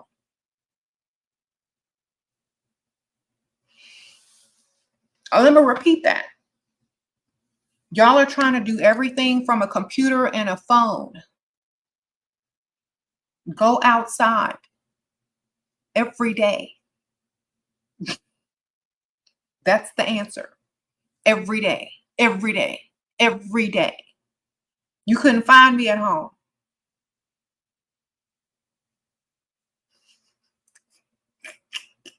Sprinkle, sprinkle. Be busy. Have a life. Have activities. Have a routine. Go do what you got to do. Get out your house. Get off your phone. Meet people. Talk to people. Let them smell your good perfume that you done spent $1,000 on an entire collection of perfumes. Let them go smell it. Let them see how soft your skin looks in person. Not just in a picture online. that you have filters on. They need to see this is real. They need to see all this is real. They need to wonder how your skin feels just because they can look at it and they can smell you. That's what's gonna get you a man. Not some picture online with your booty and lashes showing. Get outside. That lip gloss on, that oil and that lotion on, that perfume on.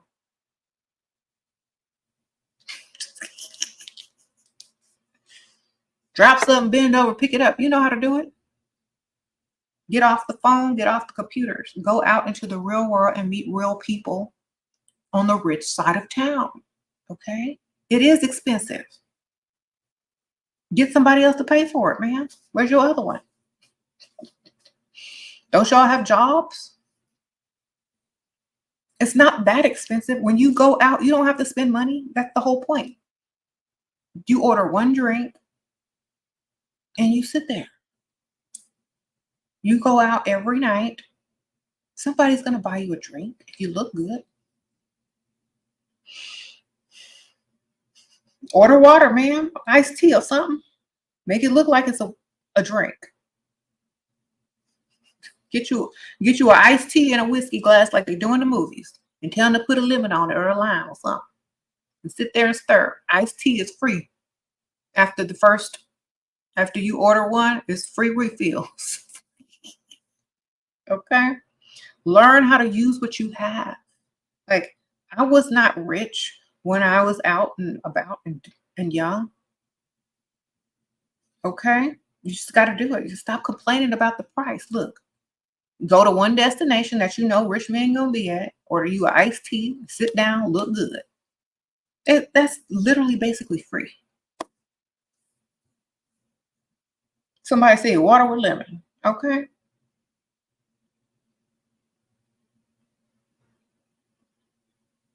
You said you're not married, but you do housework.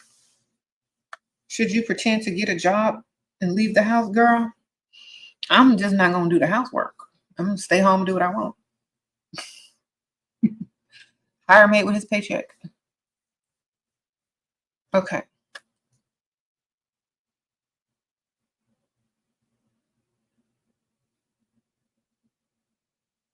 So, now I'm going to tell y'all something. When I was young, when I was in my 20s, before I was, taken care of, I didn't have a lot of money, but I made it work. I hung out with people with money, so I wouldn't have to spend nothing. I went to places where I knew men would buy me drinks because I looked good. I sat next to old men on purpose at the bar, so I knew they was going to buy my drink. I mean, I just use strategy and common sense in a lot of things. It's not that hard. You look cute. You walk into a place, you see an old man sitting at the bar, go sit next to him. That's free food and free drink right there. Okay. Sprinkle, sprinkle. And then if you want some spending cash, then you start faking it, pretend like you ain't got no gas. This is what you do to people you don't want to see again and don't care, or you just want some quick cash. You just start talking about how you don't have gas. Like, especially when you're in your 20s or in college, they don't care if you're not responsible or got your stuff together yet. You're still like you're 20. They're not looking at you as if you're supposed to be a grown, responsible adult. So you can say, "Oh my gosh, thank you for buying me a drink. That was so sweet." So what made you come in here tonight? Oh, I almost ran out of gas, so I had to stop. Be lying, tank be full. Thank you, Chantel, for the cash app. Oh no, you're almost out of gas. Mm-hmm. Then they start digging in their pockets. If you're cute, young, and he old, he's gonna see you like a grandchild, a daughter, and he's gonna reach in that pocket quick. Well, how much gas money you need? Here you go, take that. Girl, this is back at the day. Y'all want a story time? Go sit next to an old man, pretend you almost out of gas. See what happens. You can get some money.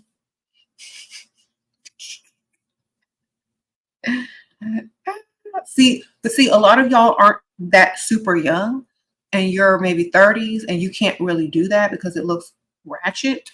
So you just sit next to the old man for the drinks. You don't put the gas part in there. Only if you're young that you can get away with that. Okay. Sprinkle, sprinkle. What do you do if they want to get you a drink, but until we're done, pay, leave home with they? Girl, you got to move around. You got to get the drink and move around. Once the drink come, you thank them, call them by their name, like, oh my gosh, thank you so much, such and such. This is so sweet. I'll be back soon. And you go make your rounds and you walk around. So as soon as the drink comes, take the drink and say you got to go to the bathroom or something. Move around.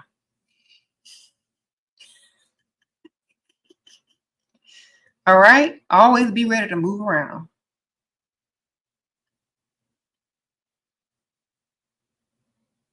All right. So unless you're lying about your age and you look like you 20, 21, 22, and you can literally say you're almost out of gas, it looks bad on an older woman to run out of gas because, by 30, you should have some stuff together by then. So it's not about your age. It's about your responsibility.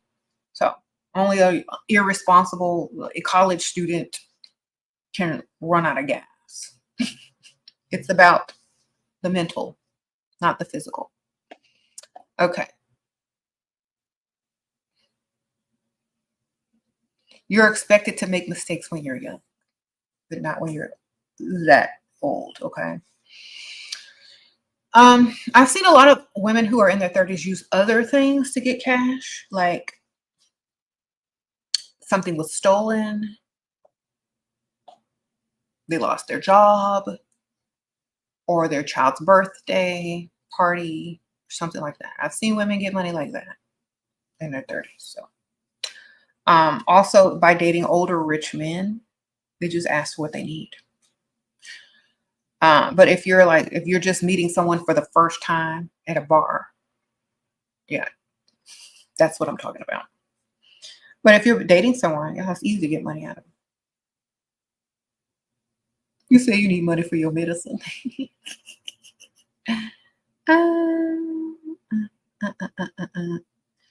Yeah, if confidence is the key, choosing the right target is the key, the right place, and the right time. It all adds up and you will get what you want. Okay. Oh, and any Dussies on over here talking about ran through, your mama ran through. Literally. You ran through your own mama. Sprinkle, sprinkle.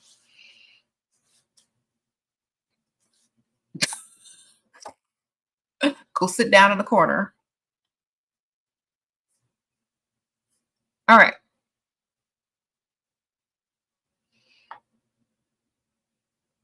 If I didn't get your what? Oh, you don't want somebody in their decline, but you in your decline. You've been in your decline since you stopped making money. If your bank account isn't rising, you're in your decline, sir. If you need them little gas station pills, you in your decline.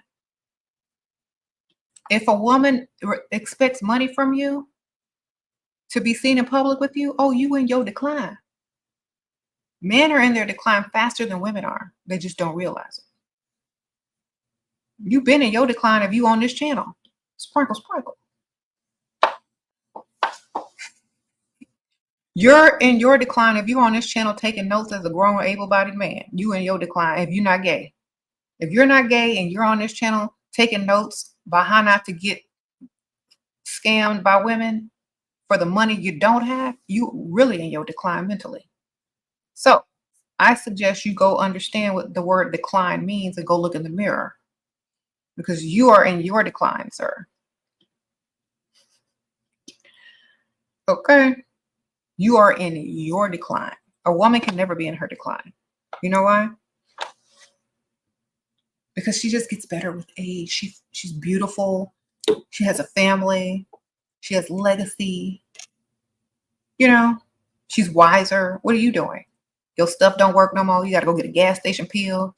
You got to convince women their value is low so you can have a chance. You're in your decline, sir. Goodbye. Go figure it out.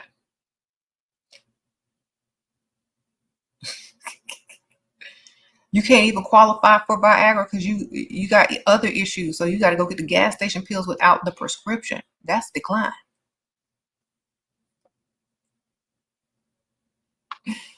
Okay. The decline is studying statistics and not getting paid for it, and reciting them to women to try to make them feel like that you're their only option when you are not even the target. Sir, you're not the target. Go away. Go tell that to somebody who actually cares. Pick me, Chanel. We don't care. You're not the target. You ain't got enough money. And if you're constantly spewing out statistics and you don't have a degree in statistics and you ain't getting paid to spew out the statistics, go somewhere else. Because the statistics of you being broke are very high. Go find Pick Misha. She'll listen to you. All right. She'll listen to you every word. She'll even be convinced that you're telling the truth.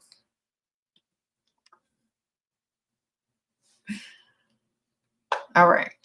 You're on the wrong channel, sir. We don't care about all that over here. We bought our money over here. If you don't got it, go away.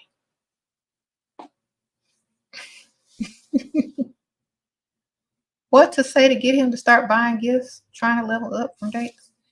You just got to start talking about what you want, ma'am.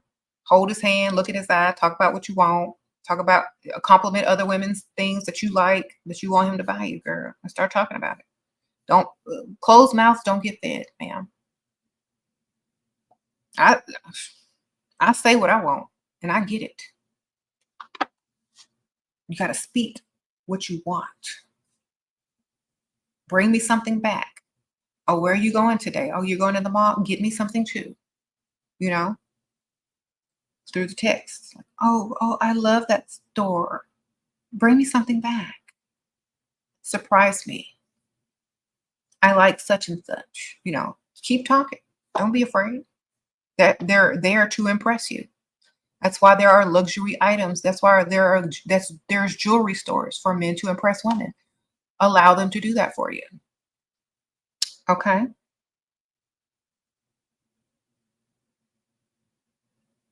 And any dusty, I already know they come in here, they're gonna get torn down quick. Sprinkle, sprinkle. I think they secretly like it though. Okay. Carbon soup. Look in the description bar. It's the second link or third link. Sprinkle, sprinkle. This is where HEAUX cosmetics.com. You can get small bottle too. I've been spraying this on. That's why I'm getting all these gifts. It works on it works on everybody. The liquid finesse works on everyone. It just makes them bend to your will a little bit easier. It finesses whatever you're trying to get done. Like, they'll more likely say yes than they will no if you're wearing this. Get it. Oh, use my code SHERA. All caps. Get your little discount. Yeah.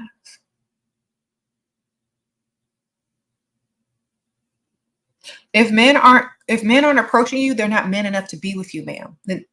Here's one of the things that I need to tell y'all, because y'all keep thinking y'all are supposed to approach. This is how men vet women to be the masculine one in their relationship. They'll look at you. Okay, she's gonna come up to me. I ain't gonna do nothing. I'm the prize. If you walk up to that man, you might as well get you a t-shirt that say Pick Misha. Let me tell you, if they don't have the balls, if they're not man enough to cross a room to talk to you, they don't deserve you. Keep it moving. Do you want a man that can't make up his mind and go get what he wants?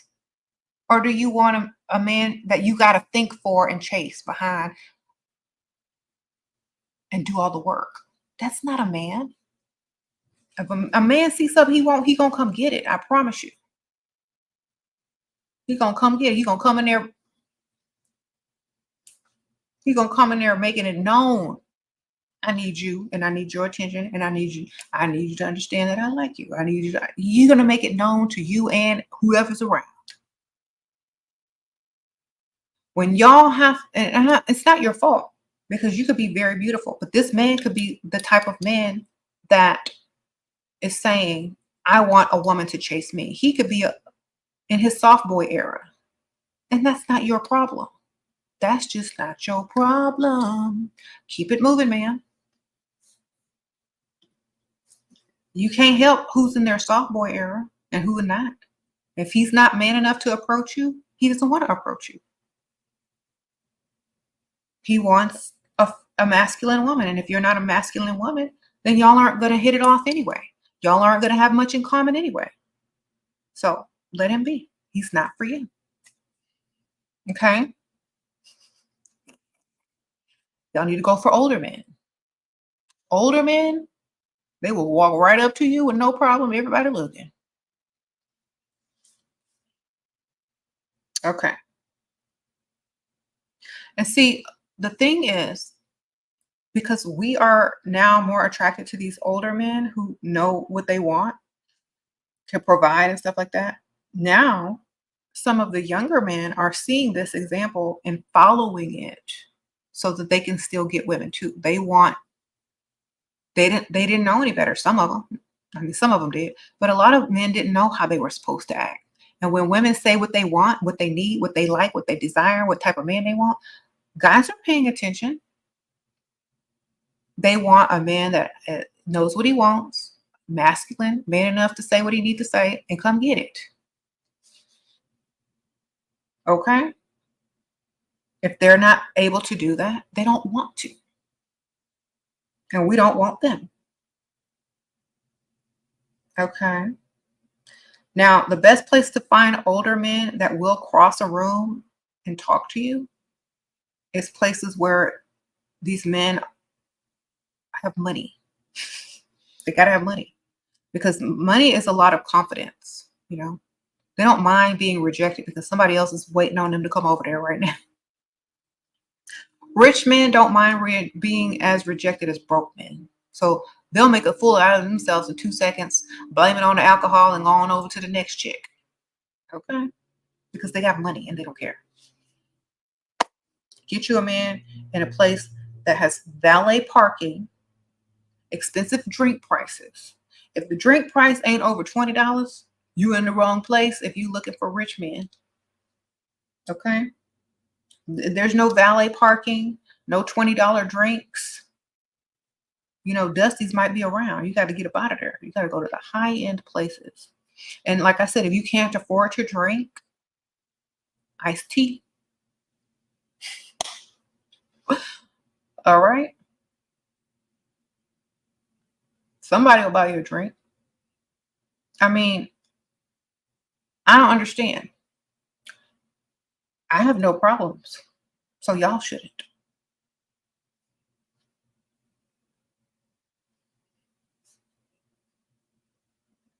And sprinkle, sprinkle. Y'all can't tell me that as a 40-something-year-old woman that's married with 2 kids, if I can go out and get drinks bought for me, people ask me for my number, rich people ask me for my, y'all can do it. Because I know some of y'all out here younger, better looking than me, better shape than me, more free time than me.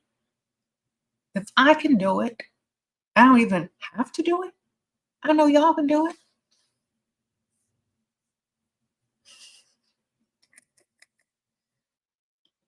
All right. I don't even be trying to do nothing. Most of the time I have on wigs. It's not because of this, because I will wear a wig in 2 seconds, and y'all know it. The playing field is even. Everybody got wigs, lashes, makeup.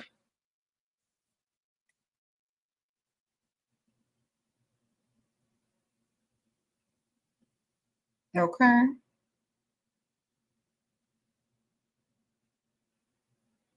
You said it's the energy? Yeah, because I don't care. I don't need them. They need me. That's the energy I've always had. I act like the prize.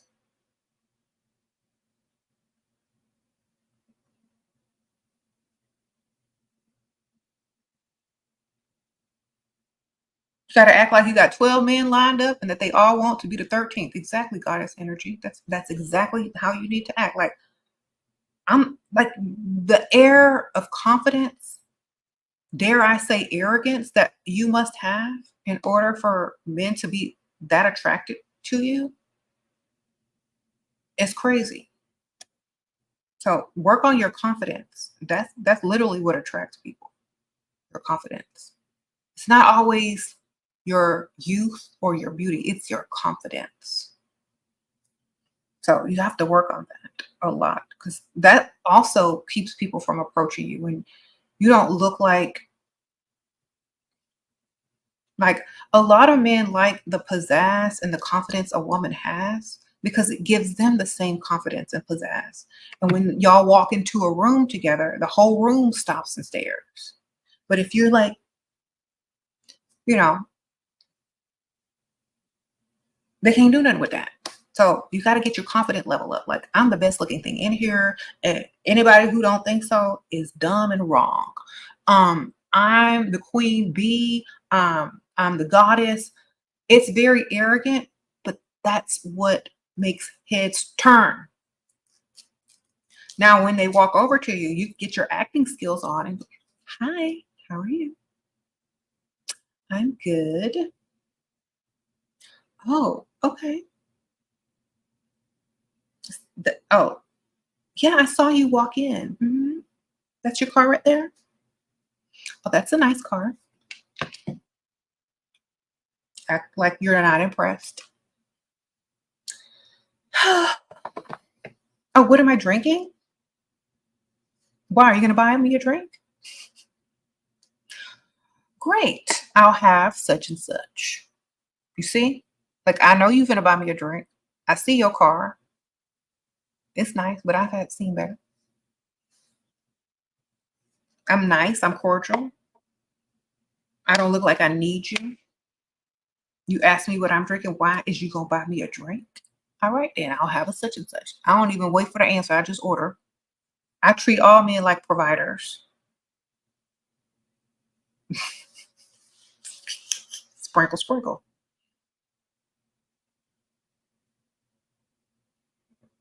And at some point, they're so appalled. They secretly like it. They're like, okay, this lady is interesting. So you gotta pull them in with expecting them to be a provider already, expecting that luxury vehicle to be the norm. Okay, because think about this: they'll walk in and some chick will be like looking because they have a nice car. They walk in, they're nicely dressed. They're like, the dude walks up to them, is like, "Hi, is anyone sitting here?" No, you can sit there. There's no one here. Giving off desperation. Oh, is this? Oh, are you? What are you drinking? Or are you? Oh, it's a such and such and such and such. Pause. You see how y'all aren't doing what I do? Oh, what are you? He's not going to offer to buy you a drink unless he really likes you. But if you just suggest, why are you going to buy me one? Great, I'll have a such and such.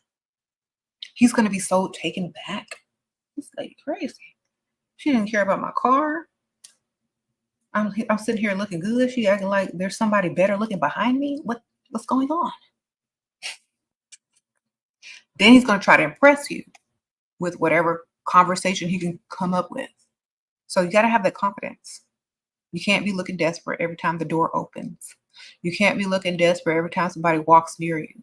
When they ask you a question, take the lead role as the main character of this story. Okay? Don't be afraid to lose something you don't have. Okay? All right.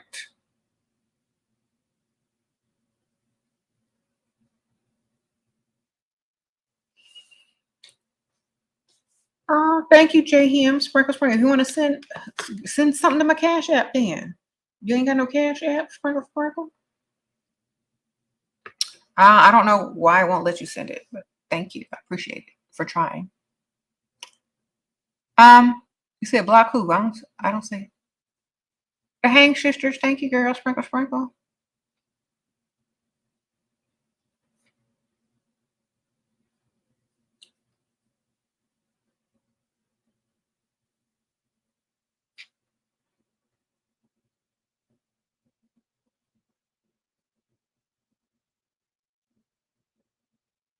Sprinkle, sprinkle. You said block who? I don't see anyone to block. Obviously, I already blocked them off this channel that I can't see. Just ignore them. I don't know who they're talking about. Sprinkle, sprinkle. What's their name so I can block them the old-fashioned way?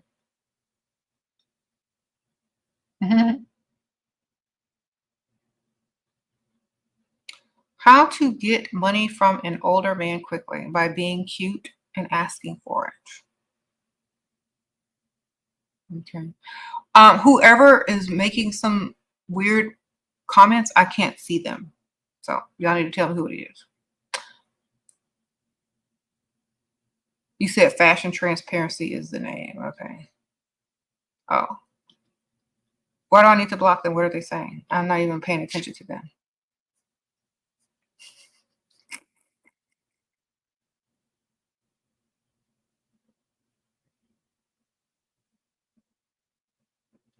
Oh. Are they being serious about chasing some dude? Okay, don't chase men. That's number one. Never chase behind a man. Okay. Okay, LB, sprinkle, sprinkle. You look beautiful as always. I messaged you messaged me on my Patreon. Thank you. All right, I'm gonna check it tonight. I'll respond to all my Patreons tonight. Thank you. Thank you, LB. I'm gonna look out for you. What's your name on there? Or I'm gonna check them all, so it doesn't matter.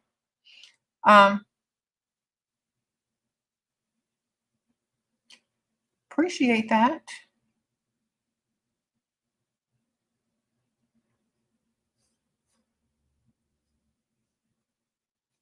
Anyway, never chase behind a grown man unless your name is Pygmisha.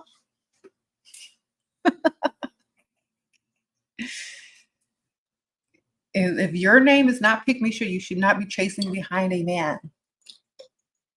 Okay? Don't do it. I'll be running from you too if you're doing all that, sending videos, messages, looking for me. He don't want to be found, so leave him alone. Go get another one. And don't be so crazy. All right.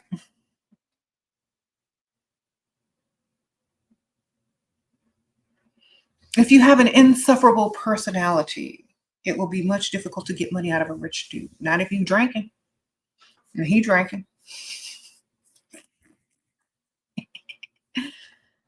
All right? Get them shots of tequila gone.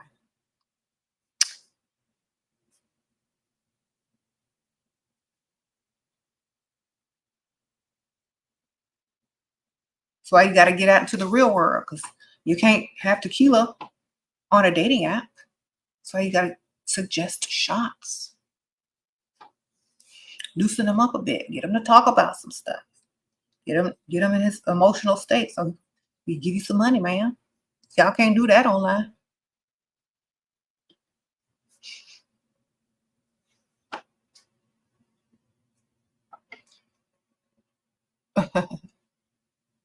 Okay, fashion transparency. Never chase behind a man. If you don't answer back, move on to the next. Don't give more than you receive in any relationship. If you gave more and you lost, that's your lesson. Never give again until you receive more than what you deserve and want. Then, if you feel like it, then do what you got to do. You know what I'm saying? This is the problem that women have. They give so much And then when they're cut off, they feel like they're owed something. Stop giving. You're the receiver, ma'am. If you're not receiving, you keep it moving. Period.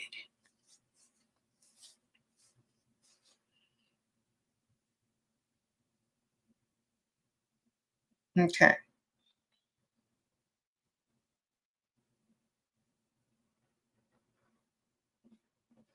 You said you live in NYC. You're a shy, broke 20-year-old. How do you dress to get a man? You need an entire makeover. You need a couple shots of tequila. Head to the thrift shop, get you some cute clothes, and get out there. Get into the rich areas. Get you an alter ego if you have to. If you're shy and you don't have what it takes, start acting and get you an alter ego. I don't know. That's the fastest way I can tell you.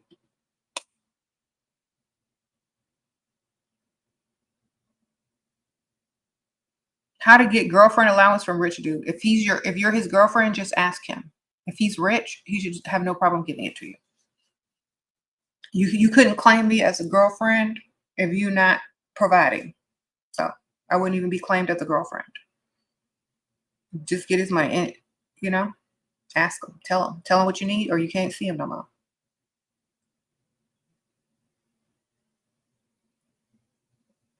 Someone says, don't waste your 20s being shy. Exactly. You better get out there. Have fun. This is your life. You said, can we get a script for allowance? I give the script on every video. I don't like talking about money. It's awkward. Can you just put me on direct deposit for this much money a month so we can focus on the relationship? Hold his hand, look him in his eye, give him a little kiss, give him a little hug, and say, please, it means a lot to me. Bam. Then we can focus on the relationship and having fun together and just spending quality time together. And I don't have to worry about the awkwardness of needing money. That's the script, ma'am.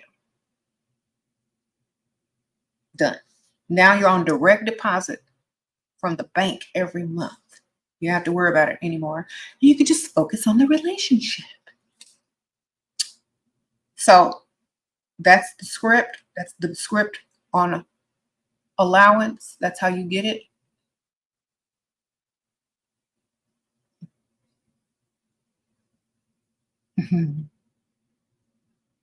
How much do you need for your bills? Double it or triple it, whatever. Whatever your bills are, always double what you need. So you can have some spending money or some saving money or both. So whatever your bills are or whatever you want him to think your bills are, double it so you can have some savings money too.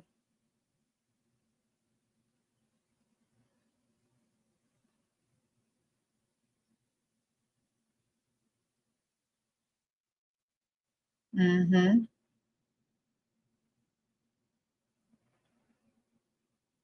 How to juggle multiple guys, it's so hard. They got to be very different from each other. So one has to live on one side of the town, one lives on the other side of town. They got different races, even better. Y'all ain't gonna run to each other. Go to different types of places, different ages, different races, different sides of town. Very easy. Like you ain't gonna run this dude over here, that's for sure. Different cultures, whatever. Mix it up, man. Mm-hmm. Sure, is it better not to, but is it better to not help people? What? Is it better to not help people not willing to be helped? You mean other women trying to give advice to them? They'll listen when they're ready. They're not ready yet. A lot of women aren't ready to hear certain things until they go through whatever experience they go through, and then they'll be ready to listen. You can't force stuff on people.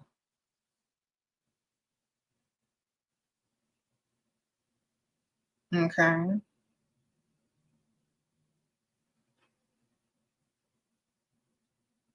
Should you always wear a dress to dates? If y'all are going out to eat to a nice restaurant or, something like that, yeah, it's nice to wear a dress.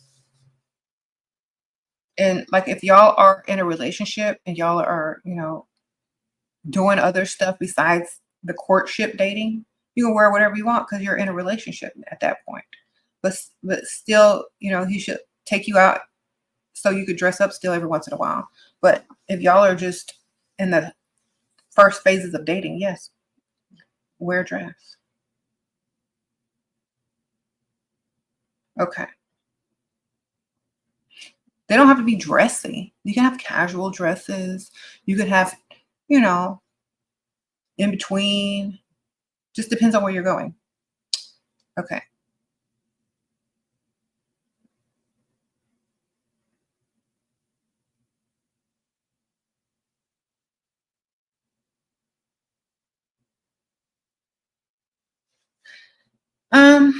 This rich dude paid for your nails and took you on a 5-star date, but he did not ask or even hint for sex. Is that bad? No. Why would he's not dusty? Why would he do that? Are you used to men asking you for sex on the first date? They probably dusty and think that that's their only shot to get it before you realize how dusty they are. What type of, they're not supposed to ask for sex on the first date, man.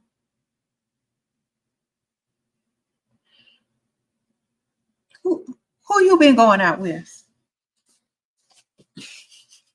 A dusty? All right. What do you think about giving it up on the first date? Depends on who you got for backup, man. Look, I'm all for women's lib and sleeping with who you want to sleep with. If you don't take that man seriously, sleep with him and have fun. You got backup, ain't no problem. You could be a jump off, it don't matter. But if you are trying to get his money, if he's potential, if he is possible husband material, possible potential, possible this, possible that, don't sleep with him. If he's just a jump off and you got plenty left, make sure he rich though, because if you get pregnant, you could be broke. So if you want to see him again, don't sleep with him. If you want to see him again, hold off. All right. But no matter who you lay down with, make sure he got some money. That's literally it.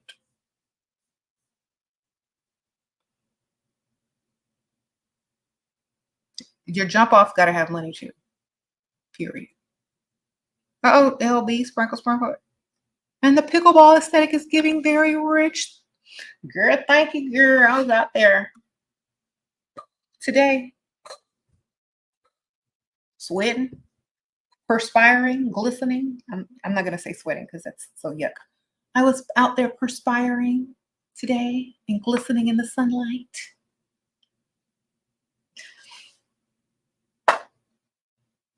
All right. Thank you. That's what you say. You don't say I'm sweating. You say I'm perspiring. Or you say I'm glistening. So we have to change our vocabulary when we're doing our Richtivities. When we're doing our Richtivities, we don't sweat. We perspire. Or we glisten or glow. Okay? We're not thirsty. We're parched. Write this down. We're parched and perspiring and glistening. We're not tired.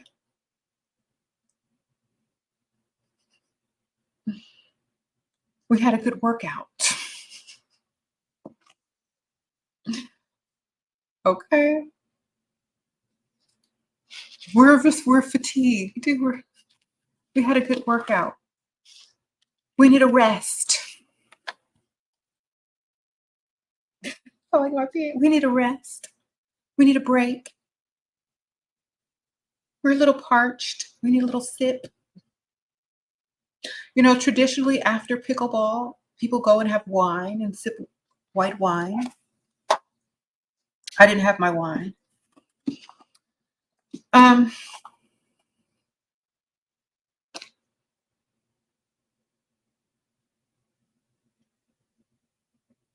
We don't wipe our face. We pat. A little towel and pat. Ladies' room instead of bathroom. Refreshments. Thank you, unknown.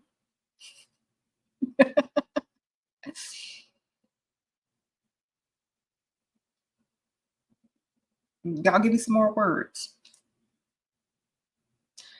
Oh, we're going to go for refreshments. Yes, I'm perspiring and glistening a little bit, and I'm a bit parched. So, shall we have some refreshments? Versus, it's hot. I'm thirsty and I'm sweaty. You see how much better? Like, do you see how more feminine that sounds and more classy? Oh, where's the bathroom? I gotta pee. Excuse me, where's the ladies' room? Need to powder my nose?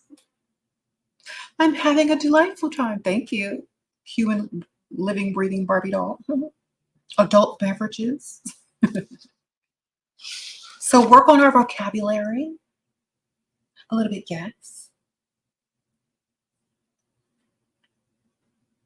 When you're giving compliments, instead of saying, oh my God, I like your outfit. It's like, that's a beautiful dress that you're wearing. Or where did you get that at? Oh my goodness, that's so beautiful. I've been looking for one just like it. Then I'm going to tell you anyway. See?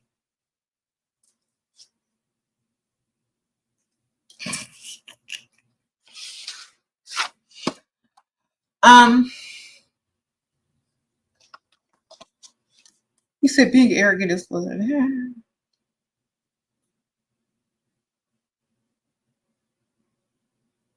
your dress is stunning.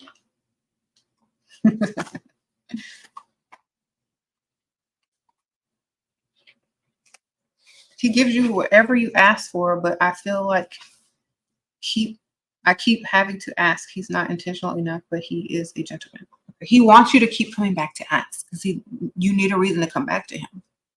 So that's why you need to have the direct deposit conversation with him. Even if it's just half of the amount, because he might want to see you to give you the rest of the half in person. So at least get half on direct deposit, ma'am.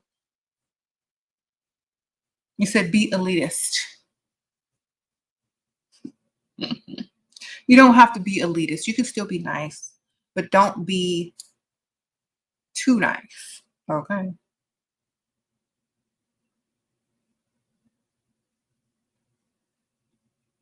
What should I wear? Okay, so if you're young in your 20s, you can still show off if you wear certain outfits for certain activities. So, like, I got on a short tennis skirt. It's a mini skirt, but it's not vulgar. I'm not walking around the streets with it. I want to court. See?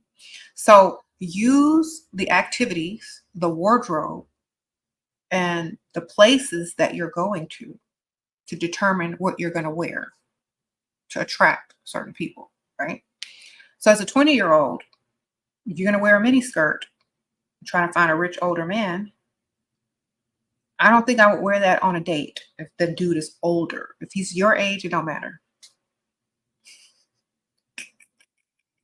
But if he's older, it might look a little awkward. So save it for golf, tennis, pickleball, gym. You know what I'm saying? Something short.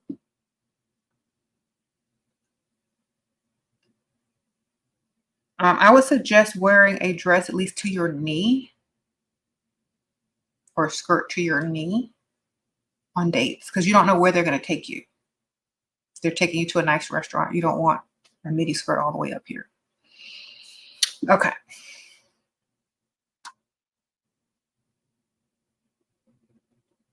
How many men is too many men? Whoever's not paying, they got to go. Weed them out by who's not paying. If they're not having men doesn't mean you're sleeping with them. It just means you're dating them. See, a lot of people who are used to sleeping with everyone they date, or a lot of men who are used to women who sleep with everyone they date, or a lot of men who are used to sleeping with everyone they date, often confuse dating with sleeping. So if you're dating, you're not sleeping. You're not sleeping with a man unless he's providing. So therefore, if that man ain't providing and you don't want to sleep with him, y'all are just dating. You can have a date every night of the week if you want to with a different man. Just like all these men are on these dating apps having a date every night of the week with a different woman. That doesn't mean they get to sleep with them. They always assume that a woman who is dating several men is sleeping with all of them. That's just not true. So, if you want to have a date with 3, 4 different men a week, great. Have fun. Go to nice places. Wear your outfits. Get all the clothes out of your closet and have a ball. You know what I'm saying? If you meet 1 or 2 that want to take you more seriously and want to start being providers, great. Narrow it down, may the best man win. Sprinkle, sprinkle. Narrow it down. You said he got long fingernails, but he rich. Girl, is he a vampire? He be wearing all black.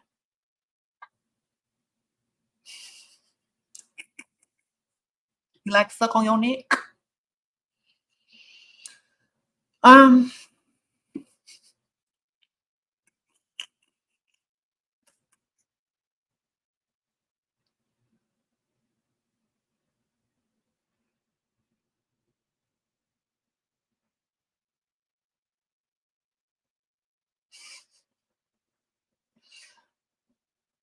Okay.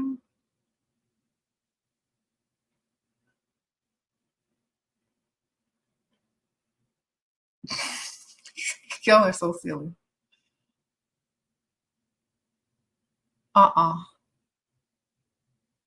How to get him to divorce his wife? By getting his wife to divorce him. Sprinkle, sprinkle.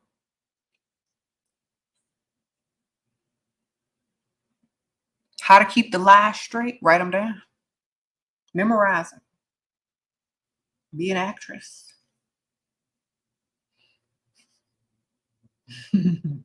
Tell the exact same lies to everybody, and you don't have to keep them straight.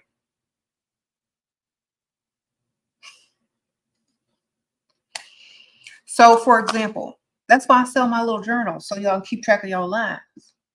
Write down the lie that work. You could even categorize them. You might even come up with a new best-selling book by categorizing your lies, what age these lies best work best on, what scenario these lies work best in. You know, that's what your journals are for, man. Keep track of your lies, who they work best on, who they don't work on. You're doing research, literally. And once you get your research and you see it on paper and you're like, okay, I can't lie to this type of dude, but I know this dude, he'll fall for it every time. So when you go out and you meet whoever, you'll know what category to put these dudes in and which ones will fall for this lie and which ones won't. You'll know exactly what to say, how to say it, when to say it. That's literally it.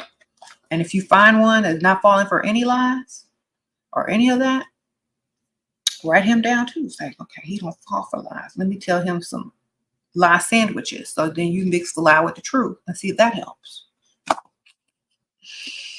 All right.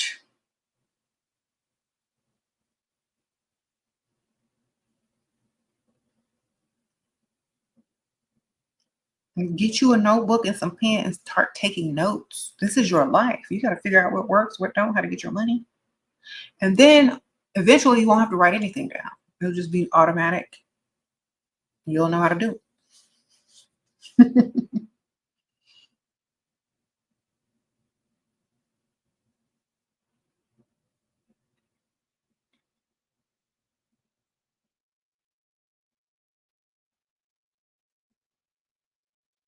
Provider, what? Stalked you, showed up at your house asking for gifts back after I blocked his number. What do I do? Call the police, man. Sprinkle, sprinkle. What you supposed to do?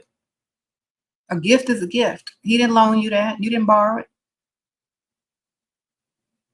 So today a man was being very aggressive with me and didn't understand why. He say I got smart mouth. We flirted before. I do think he liked me.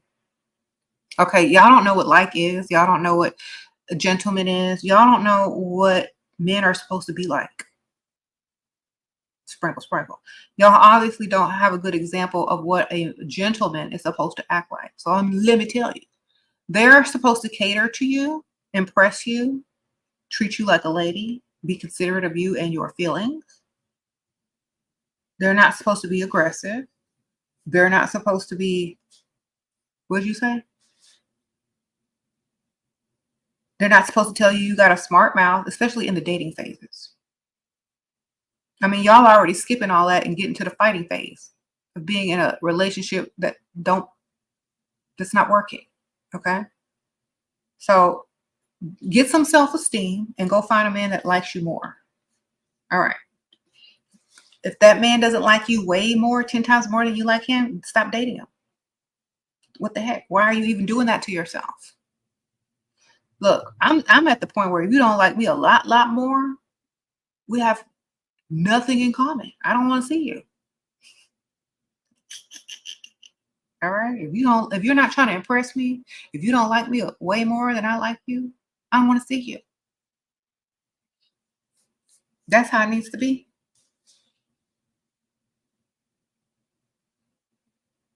What if you're trying to attract older men, but young men keep approaching first? Go early in the morning, go in the daytime where there's no young men because they're at work. Okay. The old men with all the money is on a golf course playing early in the morning. They're at the gym. They're at the breakfast spots. They're at Luby's. Okay. They're getting their, go out during the morning or the daytime for older men. Young men, they're going to be out after work, maybe late happy hour on the weekends. So if you're looking for older men with no young men around, go out during the daytime on the weekdays. That'll alleviate all working class and younger men that are either at home working or at work working. All that's left is the people that are living a life of leisure and doing whatever they want. Miss Rocky, should you talk about yourself a lot to him? No. Unless you're strategically telling him things so he can get you what you want. Like, you can compliment someone's watch if you want a watch and you don't have a watch. So for example, if let's say you're on the second or third date and you're like, oh my gosh, I love your watch. It's so nice. Don't ask what kind it is. Don't ask what time it is. Don't ask how much it costs. Just compliment the watch. And then show that you don't have a watch.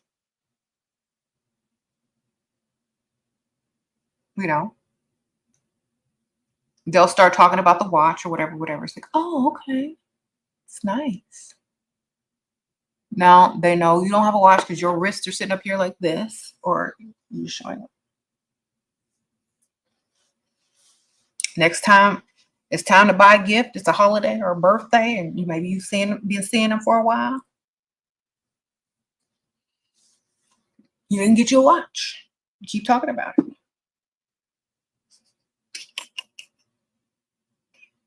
You got to make sure that you talk about them more, because a man's ego, once it's inflated and you're the one that's inflating it, it's hard to live without you, because every day you're giving them an inflated ego, making them feel like the man, making them feel like they're all that, like they're important. They walk a little taller. They feel a little bit more attractive because of you. And without you around, they're not feeling those things. So they're going to call you back for a whole nother date. And while you're talking about the watches and the jewelry and the whatever you want, they're going to literally be listening. And so when you all of a sudden almost try to take your presence away from them, like, oh, I'm sorry, I can't make it. I wish I could. Then the next time you see them, you give them another compliment on whatever thing that you admire. Like, oh my gosh, I love that watch. Then they'll be like, oh, well, you don't have a watch? No, I don't have a watch.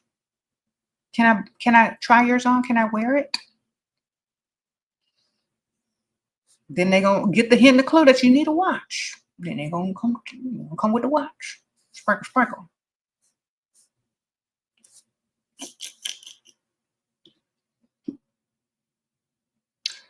All right.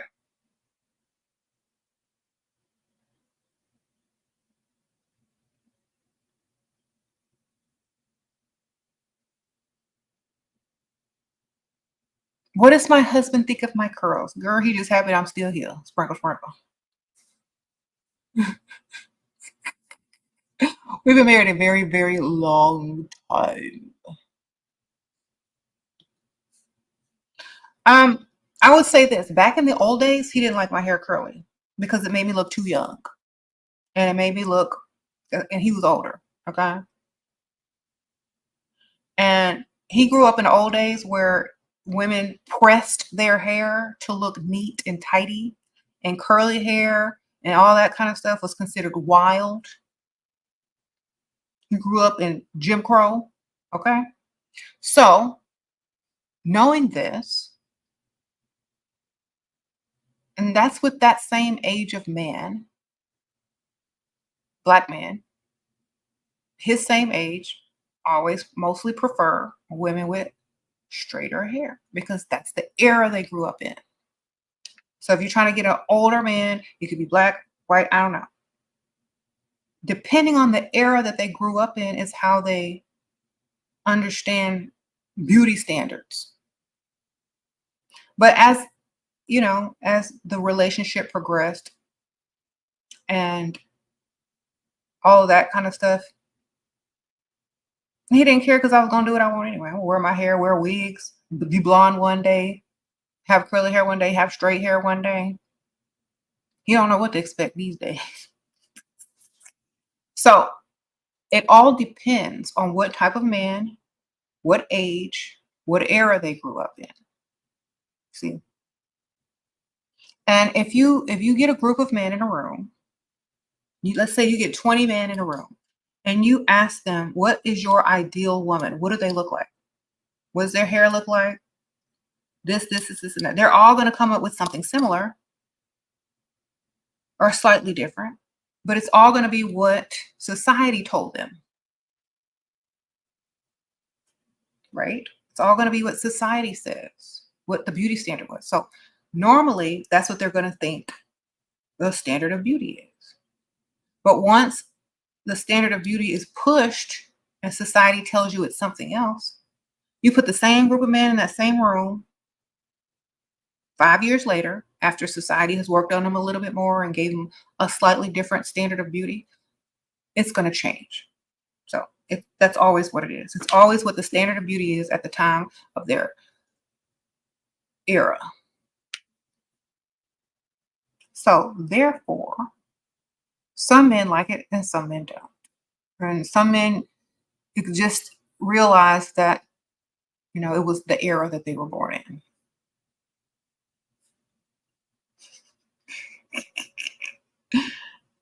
Like, it's weird because my kids are Gen Z.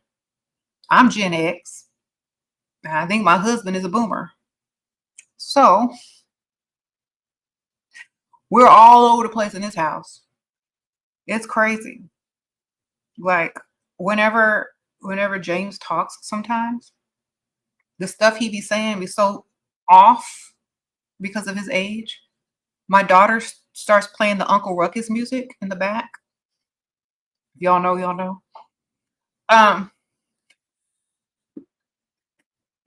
And I just start shaking my head and trying to explain everything and why he's wrong. So we approach things differently because we're literally 3 generations in one house. I'm Generation X. I'm Gen X. My husband is a boomer, and my kids are Gen Z.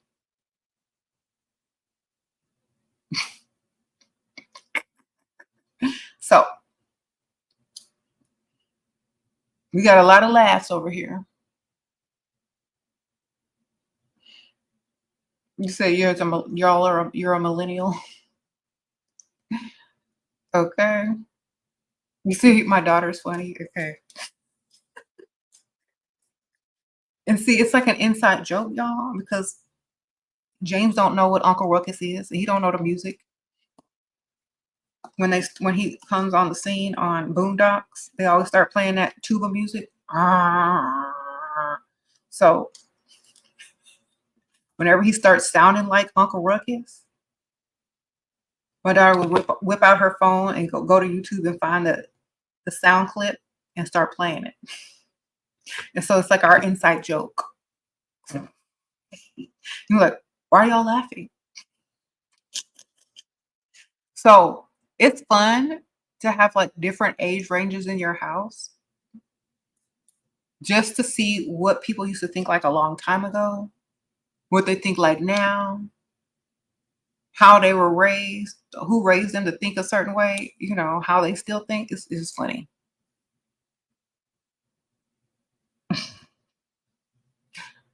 Anyway, I'm getting ready to wrap this up. It's been a long time. But,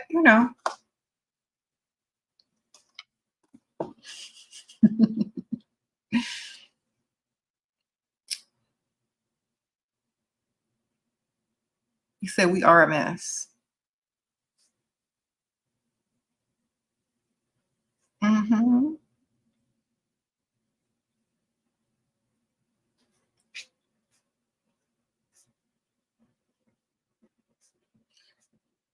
How long do you think it'd be before you should ask for money? Whenever you feel comfortable asking for money. Or you don't have the best thing I can tell you. Listen to this. Whoever keeps asking me, or many people that are going to ask me, when is the best time to ask for money? When you don't need them and you got backup and you don't care if you ever see them again. That's the best time to ask. When you don't even need them no more. When you don't care if you see them again or not. When you know you're the prize and if they say no, they're losing. That's when you ask them. Where do you think I can meet a provider if I only have time in college and not to go out? Well, I don't know what kind of college you go to, but isn't that the time y'all be partying the most? Thank you, Baba Bear, Sprinkle Sprinkle. Go out after class. Baba Bear, thank you, girl, Sprinkle Sprinkle. So go out after class. You don't have to drink. Just go out.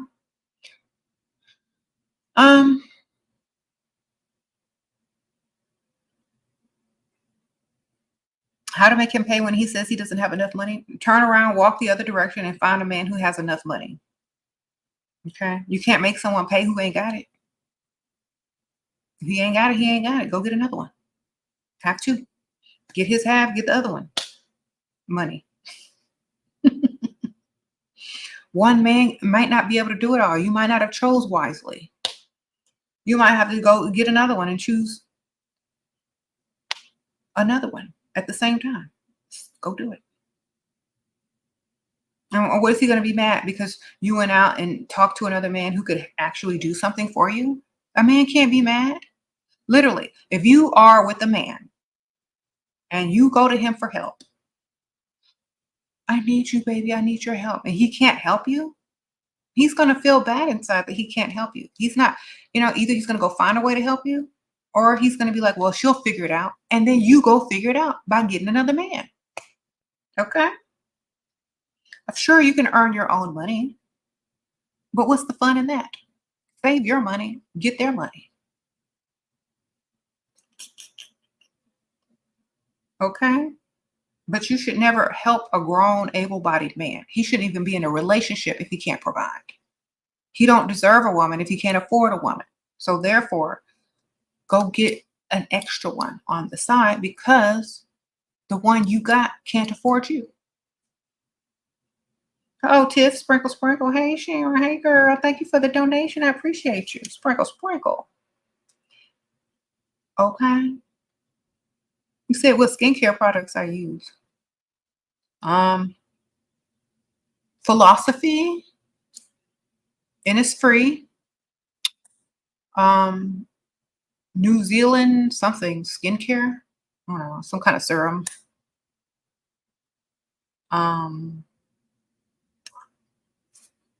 Rose water. Yeah. I actually have it in, I think it's in the items I suggest Amazon link, maybe. Or if you go to my Amazon storefront, it'll probably say beauty products. One of the stores that I have, one of the little sections, they'll say beauty products, and it has all the stuff in there that I use. Yeah. Let's see if I can find it for you. Because a lot of people have been asking me, but it's too many products to say. Let me just link y'all to the Amazon storefront where I have most of my skincare listed there. Okay. Hmm. Here it is. Now let me make sure. Okay, there's makeup in there too, and perfumes. Just go through the skincare, like find the skincare. Let me link it real quick. All right, hold on. Okay, so here's my beauty product suggestions from Amazon. I'm gonna type it in.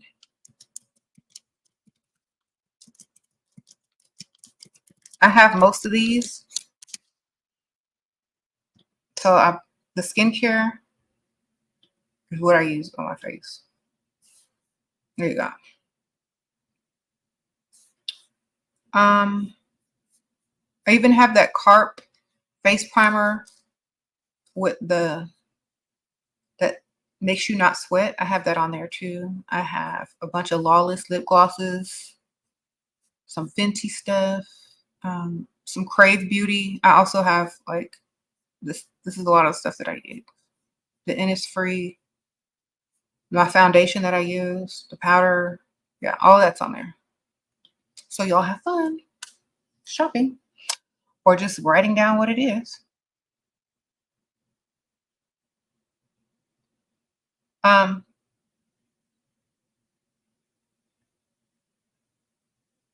How to approach an old rich man eating breakfast by himself in a restaurant.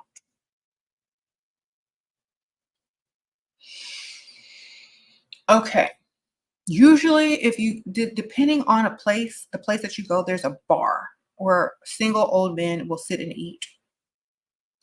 And if you sit next to them at the bar, um, at the breakfast bar, it's very easy to because most of the time they'll talk first because old people like talk. All right. So, oh, Jay, sprinkle, sprinkle, how to get more after we just went shopping. Ask for more, maybe give them a day or two. That just seemed greedy. Give them a day or two and then ask. But yeah, usually older people will talk to you first because old people like to talk. So just sit close by. And if they don't say anything and they don't talk, then just, they don't want to be bothered, usually. So they'll approach you. But usually they're very talkative. They'll just talk to you. Be a little bit more like outgoing with the wait staff so that they know that you're a fun person or a person that will conversate easily with others. So for example, like if the wait staff comes up to you and they say, oh, what do you want to order? It's like, oh my gosh, what's good here? I don't know. Then look over to him, see what he's drinking. Say, what's he having? Like it's an indirect way of getting his attention. So, oh, what's he having? Oh, I'll have coffee too. So you're automatically clumping yourself with that person without even their consent or them having to approach or you having to approach. And then you go back to your mind of your business. They'll talk to you. Uh-oh, Beery, sprinkle, sprinkle. Just wanted to tell you I'm literally in Vegas getting married today. Oh, congrats. Thank you for all of your wisdom. I wouldn't be here without you. Uh-oh, Barry. Uh-oh, you've been a member for 6 months. Congratulations on your Vegas wedding. I appreciate that. Sprinkle, sprinkle. And I wish y'all the best. Get your money. Yes. I'm glad you came and commented. on your wedding day. Appreciate it. All right.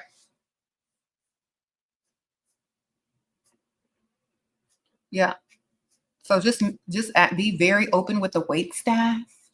Look over and say, "Oh, what's he having? Oh, that looks good. I'll have coffee too." Then don't say nothing. Then he'll start the conversation. See, you kind of like lure them in a little bit, but then you cut it off. Oh yeah, the coffee's good. That's what they'll say. Oh, yeah, the coffee's good here. I come here. Then he's gonna tell you his life story here. I come here every Tuesday morning at 7 o'clock. So now you know where he gonna be. All right. Oh, the pancakes are real good here too. You should try it. Oh, really? Oh, yeah. So what are you doing up so early? That's how you start a conversation with an old man at the breakfast spot, man. All right.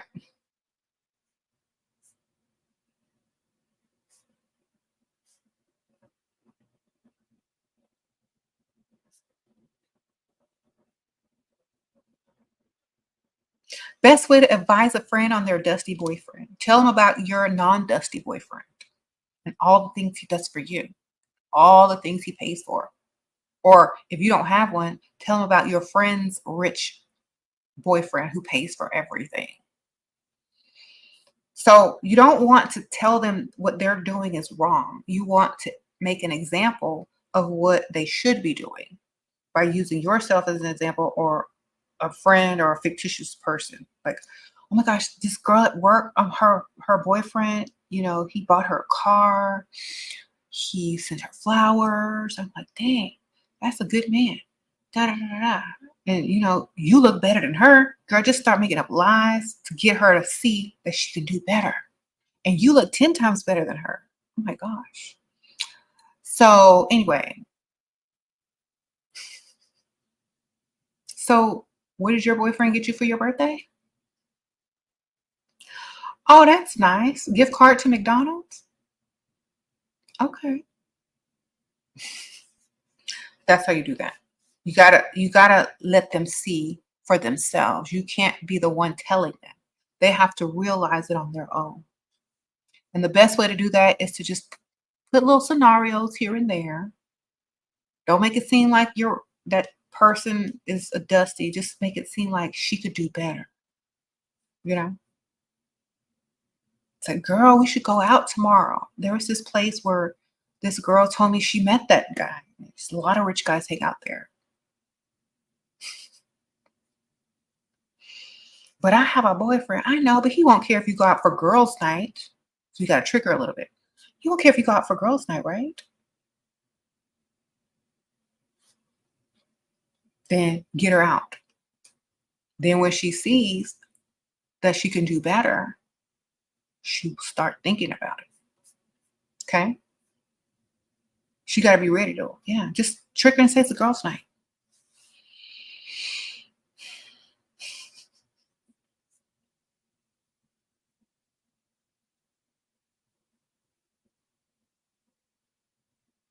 What to major in college to attract rich? It depends. I don't know.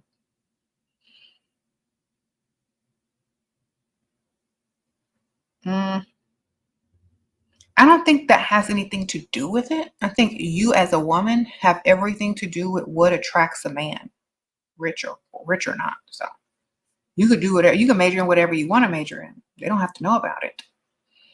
You are going to attract the man, not your career, unless you're trying to attract a dusty. Sprinkle, sprinkle.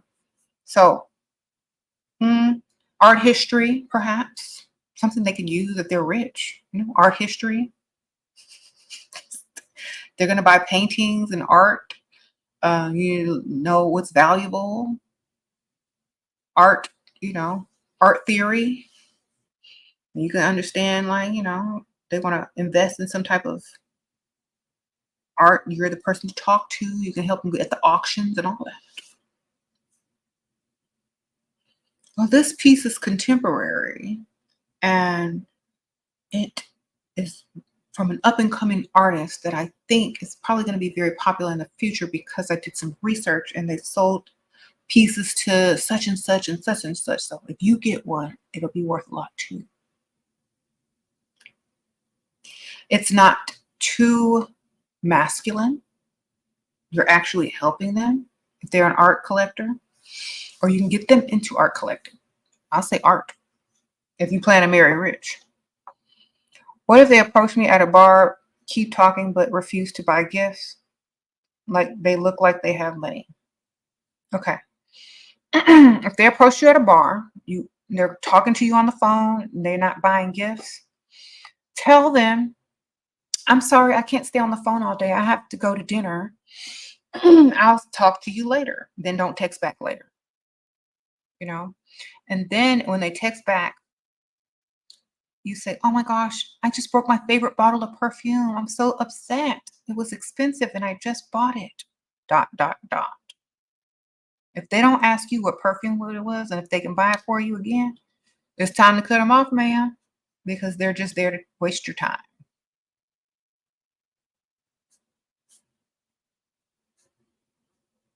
Okay. Signs a man is rich without seeing his bank account. He has very high confidence. He's not desperate at all. At all. And he has options. He doesn't need you, but he likes you because you're interesting. But he doesn't need you. You know, he has a rich walk. There's a walk that rich men have. If you go to the rich side of town and just people watch for like 20 minutes, then go to the broke side of town and people watch for 20 minutes, and then go to the middle class part of town and watch people with 10 minutes, you'll know the walk, man. Uh-oh, Char, sprinkle, sprinkle. We've been seeing each other for a month and he only wants to pay my rent and car payment at the moment. How do I pay it? Play it. I'm a college student. You get another one, man. Okay, let him pay for that and go find another man. You know, if you got him, you get another one. You get two, and now you have double the money. Sprinkle, sprinkle. A month ain't nothing, man. If he can't pay for everything and you need more from him, he's not a full provider, so you need to go find another provider to go on top of that. If he has the money, just ask him for it and start crying. You're young, you can do that. Okay. You can get away with it when you're young, man. Just start crying. Tell him you don't know what you're going to do. And see if he can come up with the rest. Or if he can't, just go get another one. Literally. You're in college. You can do all of that.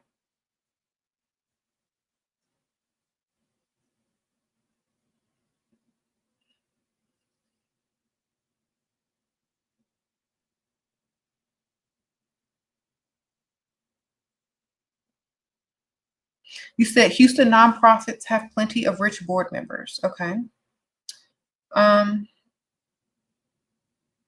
Good to know. Good to know. Okay.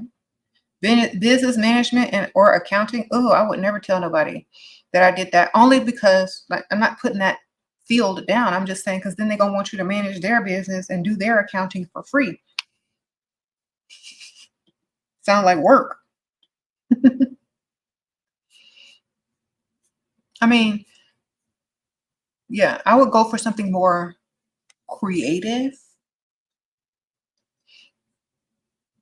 if you plan on marrying rich. Because you don't want to end up being the accountant, like for your husband. Like, okay.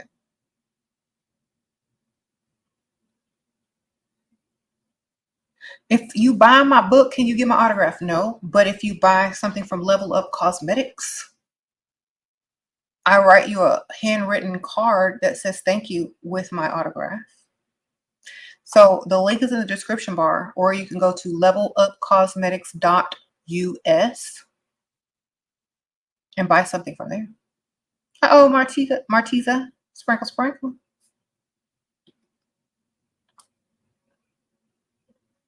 What do you do if you already have a baby with a Dusty? Don't have another baby with that Dusty and start dating up. Men with money. Okay. Unless your Dusty can get up off his dusty butt and get way more money, you need to start dating men with money. Okay. And don't get pregnant by a Dusty ever again.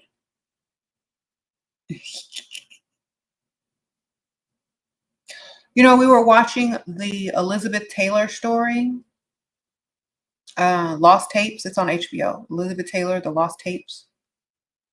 This lady was smart. She married only for money. Every time she married, was some money. One time she married because she was sad and depressed, but the rest, she married for money. She got rings. She looked like Thanos over there with all them rings and jewelry. She married one of the Hiltons for her first husband. Girl, she knew what she was doing.